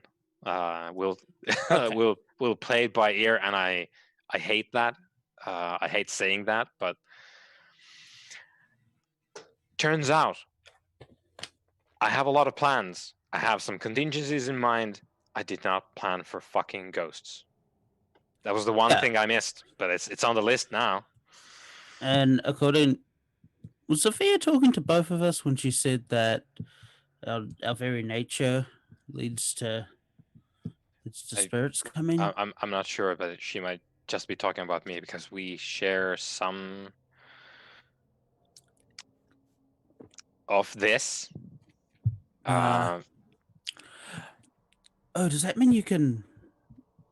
Yeah, maybe, and I don't want to think about it. Though Okay. I don't like thinking about that right now. At least, Okay. if I could right now, that would be really useful because I could probably talk to her and like move along, but I Yeah. can't. So All right. I think we should go see Reese. We're not going to plan to kill him, but yeah, I'm going to say that idea is going to be in my back pocket at hmm the ready. yeah. We just need to not have this be a giant fuck up. That's the main thing. I can live with screeching in my house, or I will move away, whatever. But the thing that we can't live with is the Sunnyside massacre story being tomorrow's headlines. That's the one that we want to avoid. Right. All At right. the very least, Let's it do would put this. us in very poor light with our new friends. Yes, that's to be avoided. Well, Okay. Okay, so you guys, it doesn't take you long to locate the Sunnyside retirement home. It's a publicly used care home facility. It's it's one of these sort of gated communities, for people who unfortunately can't sort of care for themselves anymore. It's a large building. As you head up to the front door, there's like those sort of safety glass front doors. You can see there's a security like keypad on the door, and you can see the interior is well lit. There's like an entrance foyer at the front. There's a desk there, and there's what looks to be a nurse, perhaps, a male nurse wearing sort of scrubs, sat down behind the desk, sort of like typing on a computer. Yep. So we will have stopped by some kind of store. I would have bought a Ziploc bag and let's say, I want to say like cell phone charger, some like bits and bobs, just stuff that I can use to like make the evidence bluff. Okay. That's not a problem. You can Yeah, it's just easily like do that. stuff. Like it's not anything specific. It's just like a collection of things that a person might have on them. Yeah, no problem. So as I say, you head up to the door. You can see the security panel. Beyond that, in the well-lit entrance foyer, you can see the nurse like tapping on the computer. Mm-hmm. So there's a security panel. Are we? You can't enter without you can see that next to the security panel there's like two sort of like LED bulbs, and it currently has like a red one lit up. Okay. Is there a buzzer apparent? Yeah, you can see there's like a little intercom button on the bottom of it. So you press it and you hear a I'll actually when I go to press it, and then like I'll get my cell phone and I'll press it with the flip phone. Yeah, no problems. Yep. You see the orderly looks up, sees you, and he reaches down, presses like a button or something. You can't see him behind the sort of desk, but then you hear his voice, sort of slightly distorted by the electronics, come out of the intercom, and he's like, "Yes."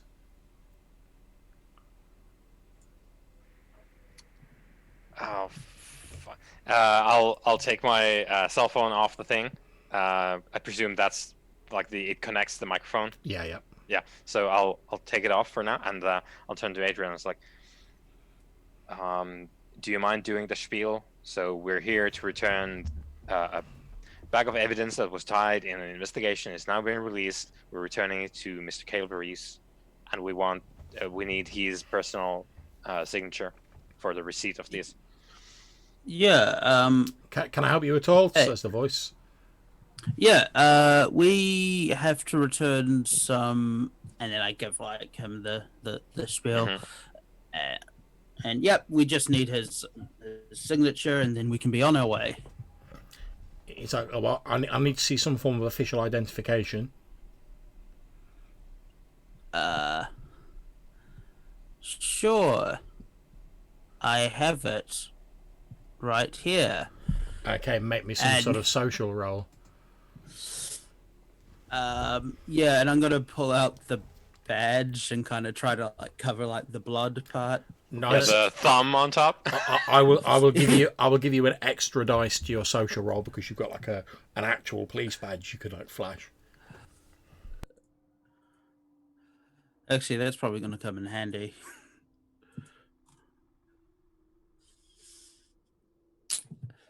Yes. Oh my god.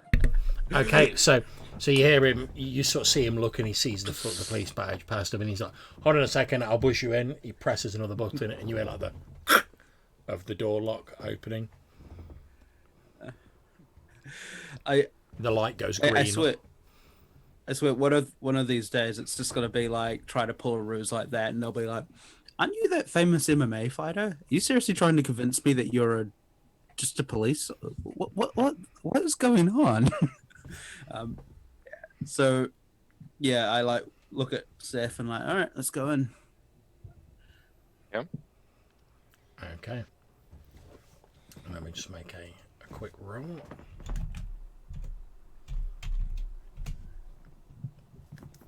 Okay, so you walk in, the orderly looks up, and his gaze lingers on you for a second, Adrian, and then he says, so what's this about returning some personal effects? And he sort of comes around the desk to like obviously receive whatever it is. Seth.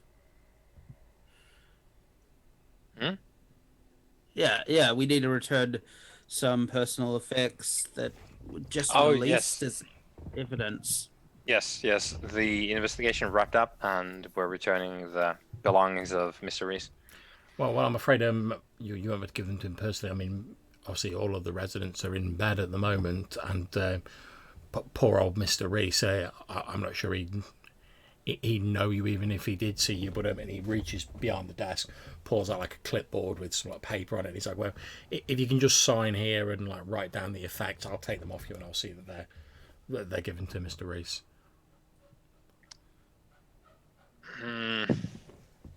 I'm afraid that's a little bit problematic. The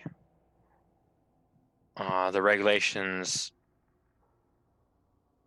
involve the owner,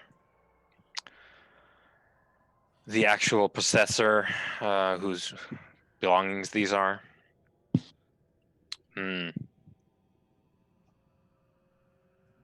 there any way to wake Mr. Reese up? Just for the signature, mind you. That's all we need. I'm really sorry, but he's and he looks a bit unsure of how to phrase it. He's like, I'm afraid following his episode, Mr. Reese's mind is a little bit on the unreliable side. I wouldn't want to wake him up and needlessly disturb him. It might agitate his condition. I'm sure you understand.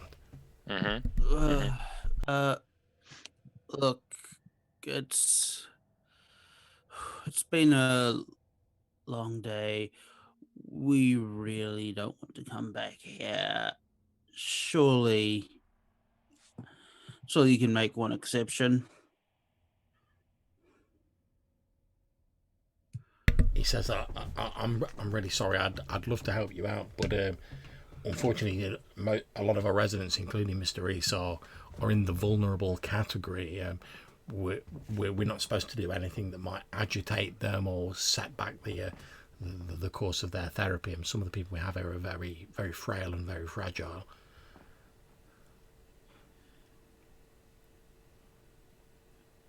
So we're talking to the nurse, right? Yeah. And is that orderly still in the room? No, it's just a nurse. There's Okay. no order. The orderly is the nurse. Okay. I'm just thinking, can I put them in like an infinite loop of just getting them to forget, trying to convince them? Yeah, you just like stand here and just like, can I go in? No, forget. Can I go in? No, forget. He stood there and he's obviously you're not really paying attention, but he stood there and he's like, look, if you just sign this paperwork, I'll see that he gets the effect. Is it possible for us to, we just need to at least verify that Mr. Reese is actually here, and we can give him we can leave the effects with you. Is that okay if we at least see the room? We don't have to go in or anything. I'm afraid not. It's not normal procedure. I mean, given that Mr. Reese doesn't have any living relatives and is not capable of dealing with his own business, we are authorised to sign for such things on his behalf. It's all perfectly above board. I can show you the necessary paperwork if you're willing to wait for a few moments. Yeah, I suppose there's because if we can't actually get him up and we can turn them over to you because you are not Mr. Reese. These are we can't get around these facts. So if we can determine that he is in fact here, and we can get proof of that, a document that we can have with us when we go, we might be able to send someone back at a later time. He says, oh, sure, give me a moment. He walks back round the desk. You see him like typing away on the computer. Yeah. And they've got one of those old like dot matrix style printers next to it. A few moments later, there's like as it starts printing something up. And as that's going on, I'll give Adrian the bag and just like whisper to him, like, I'll try and take a look around. Yeah. I'll kind of lean over the desk, and I'm going to do two things. One, see if I can see any sign on the desk of where Reese's room is. There's no signs of where he is on the desk, but you can see the screen, and basically the nurse is printing out like the certificate of residence for the man, and as well as the fact that they're authorised to sign things on his behalf. Yeah. Does that indicate where he is? It doesn't. No, it's just like a general like proof of residence in the care facility as a whole. Right. And I'm going to ask really distracting questions, so this takes her longer. Okay. So yeah. So I I think I had some bad curry on the way. Oof. Do you have a toilet? He's like he points at like a small doorway, just sort of like a bit down the hall. He's like, oh yeah, just through there. Yeah, thanks. So I'll be on my way. Okay. Whenever they print it out, I'm gonna take it and then tell them to forget, and then say, "Where's that file?" Okay, so obviously we won't go into the whole loop, but he gives you the printout. You pretty much like screw it up, put it in your pocket, and then you're like forget. And he's like, "Oh, sorry, I'll get that file printed out for you." I'm assuming you probably like reach over and like press the restart button on his computer as well. Yeah. So as he sort of forgets that, he looks back at the computer and he's like, "Oh, damn thing's always doing this." He's like, "Sorry about this. Hold on a second. I'll get you the printout," and he has to reboot the whole computer, and you do that a few times while Seth's away. So Seth, I'm not even putting them in my pocket. I'm just dropping them on the floor. I don't want these printouts. Yeah, no problems. So while he's stuck in this like infinite loop of printing out this report, like some sort of seventh circle of hell. Hell, that sounds like hell. So you you head down to the toilets. He's not paying attention to you because he's like banging the side of his like computer monitor, like, "Oh, damn thing! They said they were going to get Come on." So they said they were going to get a new one months ago, and he's like messing around with all that. So you head down to where like the toilets are that he's pointed out to you. Yeah, I call upon the shadows as I go about. Is it lit? Yeah, it's got that sort of like quite soft sort of lighting. Yeah, so there is shadow about still. Oh yeah. Yeah, because there's useful like amount. pot plants and things like that to try and make it seem more homely. And in the soft lighting, there's certainly shadows being cast by that. Yeah. Are there? If I can get to where the residents are. Okay, you head a bit further down the corridor, and you see sort of like a broom closet, more toilets, like a staff room, etc. When you get to the bit which is like the residence wing, however, you can see there's like another security pad there, like one of those swipe card ones. And again, it has like the red light on it. Shit. Yeah, so it's definitely for a card, right? Yeah, you can see it's got like the swipe. Yeah. If I go back and check out this guy that Adrian is putting through hell, does he have a card on him? Yeah, you can see he's got like one of them hanging around his neck. Yeah. I'll swipe that in one of the cycles when he's kind of like, Okay, yeah. So you sort of walk across as just he's handing over like probably like his fifth printout, and you just sort of like you just tug it. And it's one of those that's made to like unclip so you don't get it caught. Safe ones. Yeah. You tug it from around him, and he's like, "Hey, what are you doing?" And then Adrian's like, "Oh, forget," switches off his computer again, and you disappear off, and he's like, "Oh shit, sorry, it's always doing this. I'll get you that report printed out," and he starts going through the whole process again. Yeah, this poor fucking guy. So I'll go to the card reader, and I will use them. This is actually something I can do because it doesn't involve me, so I can actually operate this. So I'll give it a swipe. Yeah, you swipe it through, the red light goes ding, and the green light comes on. Yep. Yeah, so I'll head in. Okay, See what's there. You head in, and as you make your way in, you can see there's like a large sort of common room area, comfy seats. It's made out very much like a home. And then you can see as you head further down the corridor, there are like individual rooms for the residents of this care facility, and the residents' rooms do have the names of the residents on the door. So I will. Well, I suppose in the corridor before I got here as well, I would have been on the lookout for cameras. Are there any? There are some cameras about, yeah. Yeah, so I will do my best to avoid those. Okay, make me another Dex stealth roll. Obviously, you get the bonus from your shadow play. Shadow. So, just to explain to you, Adrian, I don't know if you heard that, but basically, I heard it. He stole the thing while I was putting him through hell. That's great. That's again my pool of 8 dice. Literally the thing that Seth does best in his life. 2 successes. Once again, you got 3 4s again. It's still enough. You managed to avoid the cameras. Now this doesn't look like the most modern, up to date facility, so there's not cameras everywhere. But yeah, there are a few, but you managed to avoid them, sort of wrapping the shadows around yourself. Yeah. And as you make your way down, you do eventually come to some private quarters that would seem to be Caleb Reese's room. You can see his name on one of the little sort of like metal like nameplates on the door. Yeah. You can also see that sort of on the outside of the door is what appears to be like, like the medical clip charts. There's yeah. like a little hook on the door and like a medical clip chart's been hung on there. Ah, yeah. I'll take a look. Okay, you have a look through it, and most of it's medical jargon, but you can make me an intelligence medicine roll. I definitely can.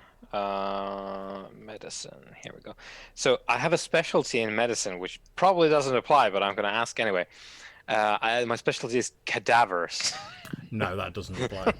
Not yet, anyway. Medicine and intelligence, was it? Yep. Okay. So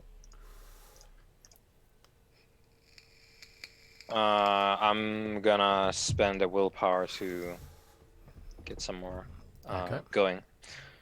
So I'll there, and then I will re-roll.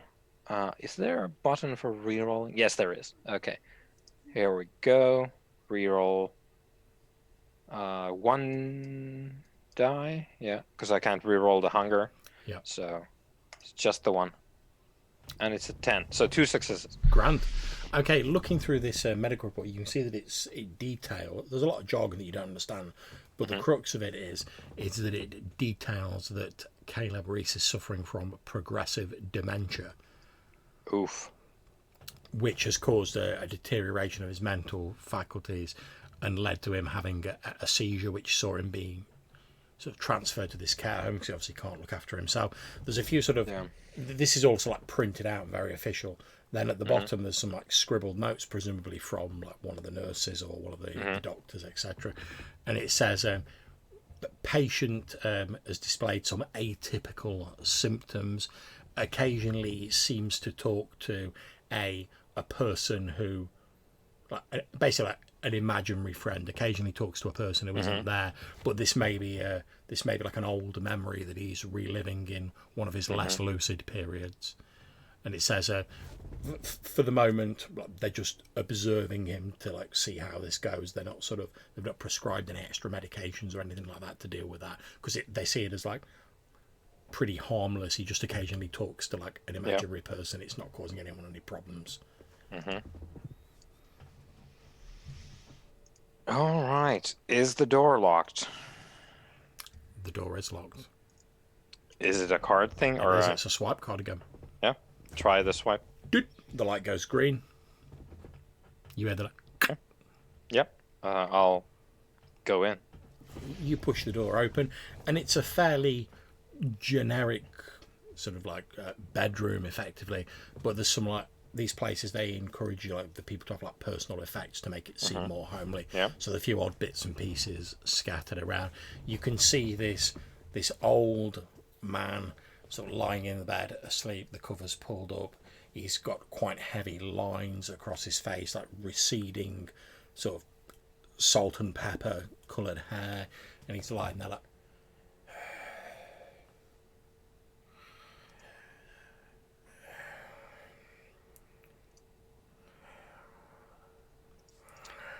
so I will just speak to the air, I guess. I'll just say, so my new friend, if there's something you intend to, now would be the time. As you say that, you hear like a and Caleb stirs, obviously having heard your voice. Now it's pretty much pitch black in here. You having become accustomed to it, you've been stood there for several minutes. You can see him moving. You can see him. He opens his eyes and he's looking around. He clearly can't see you, but you hear him in a slightly bewildered and quite frail sounding voice. He's like, "Is that you, Alex? Have you come to keep your promise?" And he's like looking around the room, but like I say, obviously he can't see you. It's pitch black. I'm gonna do my best and whisper to him from the darkness covered by my shadow cloak. I will try and do as ominous a whisper as I can. And and he's just going with what promise? He stops a little as he hears your eerie whisper from the darkness, and then an almost sort of like pleading tone comes into his voice, and he says, "You, you promised you'd make me young again. I did everything you asked. I didn't tell them anything, Alex."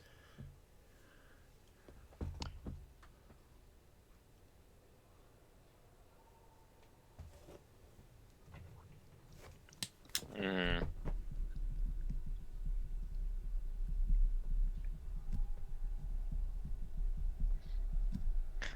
I'm gonna whisper again.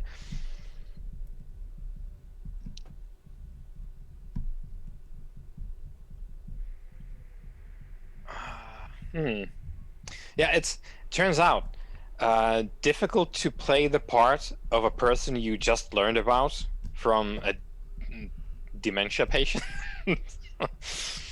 Not a lot to go on. So I'll whisper to him. I'm going to need you to do it again. He's like, I don't know if I can, Alex. I'm too old now. I got so old waiting for you to come back and keep your promise. I think I might be too weak now. I'm sorry. And he actually starts like crying a bit. He's like, I'm sorry. I tried to do everything you asked. I didn't tell them anything. I swear, Alex. Okay. I whisper to him that I'll come back for you, Caleb. And you keep your promise. Yes, soon. Oh, thank you. And I'll leave. Yeah, no problem. I'll leave the room, lock it. Presumably it's locked so that he can't open it from the inside without the card anyway. Yeah, it's designed so, because you've seen that not all of the doors will have had these locks on them, but particularly for patients like himself who might be prone to wandering and sort of like getting themselves lost, they would be sort of like locked in so they couldn't cause themselves any mischief. Yeah, especially for nighttime. Yeah. So yeah, I'll leave. I'll go back to hell at the front desk. Okay, yeah, of as hell. you walk back to the front desk, the guy's saying, he's like, "Oh, sorry, it's always doing this. Look, I'll get you that. I've just got to restart my computer. I'll get you that report printed out." So, you see, like, Adrian's like stood with a pile of like paper around his like legs. can we say we've gotten to the point where he's like, "Oh, that's weird. The printer's run out of paper. I swear I just refilled it." Yeah, he's like, "Oh, I bet one of the others has been like printing off stuff again." He's like, "Hold on a second, I've just got to go and get some paper from the storeroom, and I'll come back and print it straight out." Now, obviously, you know when he walks around the desk, he's going to see like the pile of papers you've just been dropping on the floor, which previously he couldn't see. Forget about it. We don't need that proof of residence. Come on. Yeah, no, we're all good. So is your plan basically to be like forget and then like hightail it out the door before you like recover? Yeah. I'm gonna be there. Just trying to sweep up the papers from the floor. Yeah, you can just sort of gather them up. Yeah, it's like as you gather up, it's like, "Hey, what's all that down there?" And then you're like, "Forget. We don't need anything. None of this happened." And he sort of sits down and he has that dazed look for like a few seconds where his mind's obviously trying to sort of work out how it can sort of pass this, during which you guys are like out the door. Do you give him his card back or do you keep hold of it? Yeah, I'll put it on the like table in front of him. Yeah, and as you're sort of walking out the door, you just hear him sort of go like, "Oh, how did that get there?" And you see him like picking up the card, but obviously as he's looking down, you sort of scram out the front door. Yeah. So I'll dump the papers in a bin. Yeah, fine. As we go. So, Adrian, do we know anyone called Alex? It's my father's name. Alexander. Yeah. Caleb is a dementia patient, so there's that. However, he said that he had done everything that Alex wanted him to, and I got the hint that Alex was promising him, let's call it longevity, the kind of staying power that we have, Right. which turns out this Alex never got to, given that Mr. Reese isn't there on his last What? legs. Which room was he in? I'll like I'll describe the route to Yeah, that. it's easy enough for Seth to tell you where the room is located. That's not a problem. Yeah. And the spirit didn't manifest? No, no. There was the sort of short medical record mentioned that they had noted that he sometimes talks to imaginary friends, people who aren't there. Which this, I'm thinking, because I was there, and he's a decrepit old man. He has no chance of actually making it out who is in the room with him. And when I spoke to him, he immediately went for Alex. So I'm going to presume it's Alex that he's talking to. Right. Interesting. Which I don't think Alex maybe has visited him there at all. And it's just something that No. his mind is dredging up now. Yeah. Do we have any way? So you're not. I got the impression you're not sure if this person is alive or extant, No, rather. I haven't heard of them. I heard from them in over what, like a decade now? It's been so long. I tried to put it behind me in my life, and how ironic that it follows me into unlife.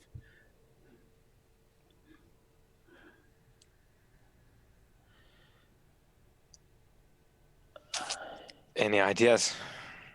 It might be because nothing happened there that wasn't me talking to Caleb or Caleb talking to me. So I'm presuming, because I'm getting the hint that this manifestation following me around is somewhat overburdened with anger towards whoever is presumably responsible. Nothing happened there, so it's not him. He's responsible for plenty of other shit, but maybe the manifestation blames this Alex then. Did you find out any more information on the arrangement he had with my father? Presumably dark deeds for life. As you're Right. saying this, as Seth saying dark deeds for life, you happen to glance back at the sort of entranceway of the Sunnyside retirement community, and you see the same nurse who you've been sort of repeatedly sort of brainwashing. You see him like he's obviously like talking to someone on like a phone. He's holding up to his ear. Then you see him like with a look of abject panic on his face. He jumps up from behind the desk, runs over to the door, swipes his card, like literally just like slams the door open, runs through it, and disappears down the corridor out of view. Are we outside? Like, we need the key card to get the keypad to get back in. Yeah. Um, I'm gonna try to run to where Caleb's room is and see if I can spy on the outside, like through a window. Okay, yep, that's not a problem. You know where it is. Seth has told you. You run to the window, and as you run to the window, you see this terrified and frail-looking old man, and you see what appears to be the bed sheets in his room moving of their own accord, and they, like a serpent, they slither up and wrap around his neck, then the other end starts like sliding up to the light fitting, and it starts pulling him up like an improvised noose. You can see him like struggling feebly trying to get this thing from around his neck, but he's an old man. He looks bewildered. He doesn't know what's going on, and he doesn't have the strength. And as it's lifting him up, you can see him like, and his legs sort of like kicking feebly as this thing starts to lift him up. You can see the nurse like appearing like the little sort of like a window on the door, and you can see him sort of like banging on the door, and he's obviously shouting something, but you can't hear him. You see him keep going like that with his card, but the light just keeps flashing red. I'm imagining the windows are really like small for some reason. Is that okay? Well, I jump. Yeah, I jump back down. Okay, just as you're about to jump back down, the orderly finally gets the door open. He runs in. You see him like pull something out of his pocket, like a penknife or whatever, and he starts sort of going like that, frantically trying to cut this bed sheet that you see the old man's still sort of struggling, but his struggles are getting weaker. The orderly starts going like that, and then suddenly it's like some unseen force hits the orderly, and it throws him back out through the doorway into the corridor. He hits the wall and sort of slides down. You see he's like picking himself up, but he's quite dazed, and he's like, does he look like seriously injured? he doesn't look seriously injured. You can see he's got a bit of a bump on his head, but he's like picking himself up, and you can see him like shouting, obviously trying to like summon help. Okay. Yeah, did Seth follow me? Yeah. Okay. I like kind of like holding on to the ledge, and like I kind of lean back and like, oh, looks like the ghost is getting their revenge. Is there anything we can do? Okay, at this point, I'm going to ask Seth, can you please roll me a d6?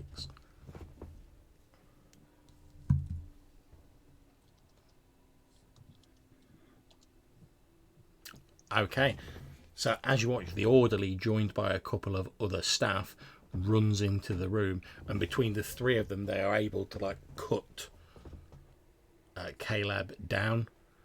You can see him, like doing sort of compressions on his chest, sort of breathing into his mouth, doing CPR. And after a few moments, you see Caleb, albeit feebly, starts to move. And you see the first orderly sort of like sits back on his haunches, like wipes the sweat off his brow with like a look of relief on his face. Oh boy.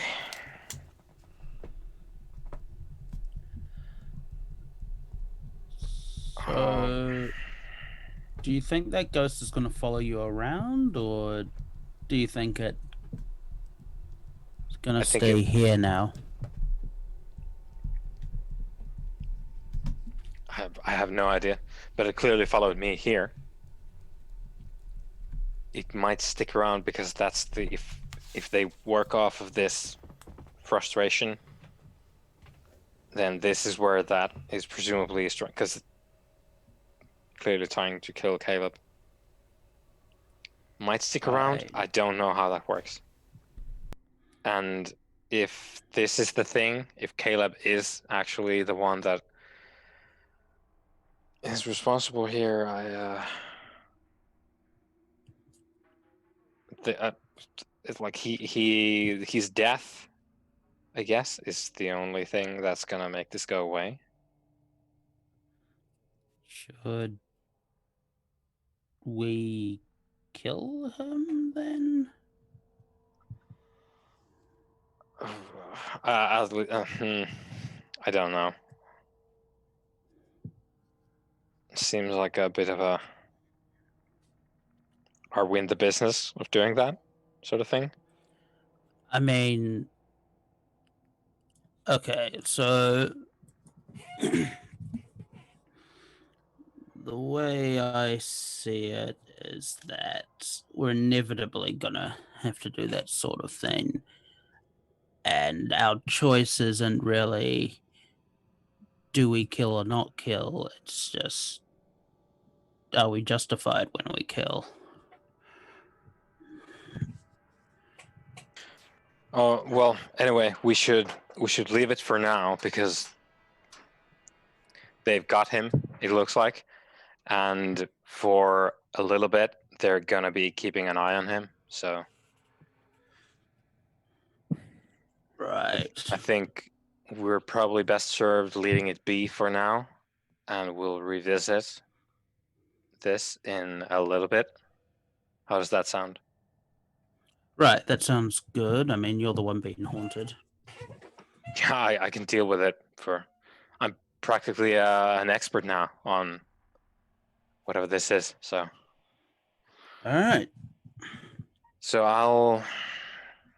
I need to go do a thing. So I'll see you in the club in a couple of nights. Okay. Yeah. Sure. See ya. Um. Should we be actually? Mhm. One question. Hmm. When was Caleb active as a serial killer? I'll rattle off the dates that I have, John, for the evidence that I've put on my conspiracy board. Yeah, so we're in sort of 2015 in game time now. So it was between sort of between sort of let's see, it would have been Are we not in? Okay, I thought we were in like 2019. 2015. So Okay. it would have been about between 5 and 8 years ago. Okay. So As far as you're Does- aware. So Yeah, this is just what I know. I don't have the full picture. right. So is that after the incident with my family?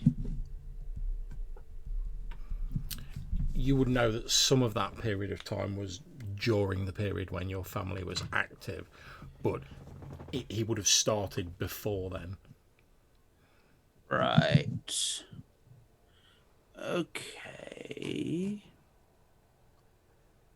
Well, potentially, if all of his killings were motivated by his relationship with my father, then perhaps they were still in contact after. Well, as far as you're aware, from your sort of hazy memory, you think your father became a kindred at around about 2006, and if what Seth's saying is true, and as you say, he doesn't have a complete picture because he wasn't involved right from the start, but as far as he Right. knows, Caleb was active from 2007 onwards. Right. Do you Okay. Okay. Interesting.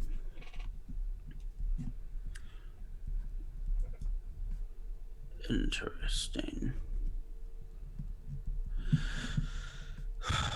Well, we might have to find him. Hmm. Yeah. Yeah, it seems like that would be. Yep. I feel like it's gonna take some work. Yeah, and I'm not sure if they've even. I'm not sure if they've killed any. If they're still around. I don't even. Hmm.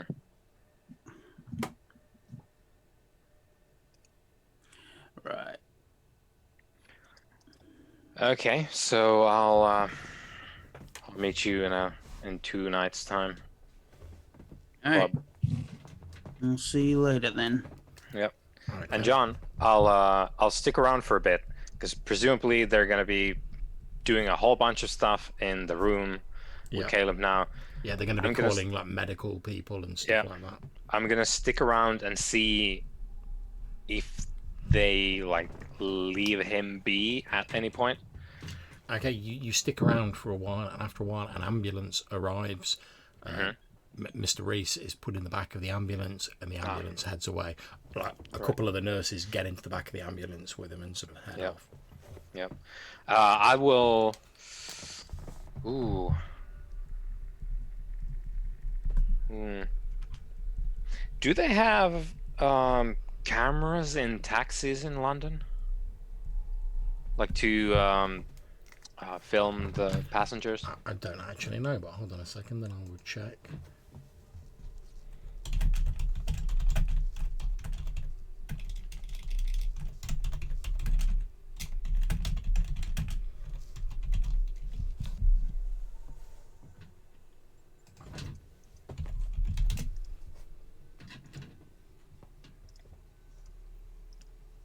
Apparently they do, yeah.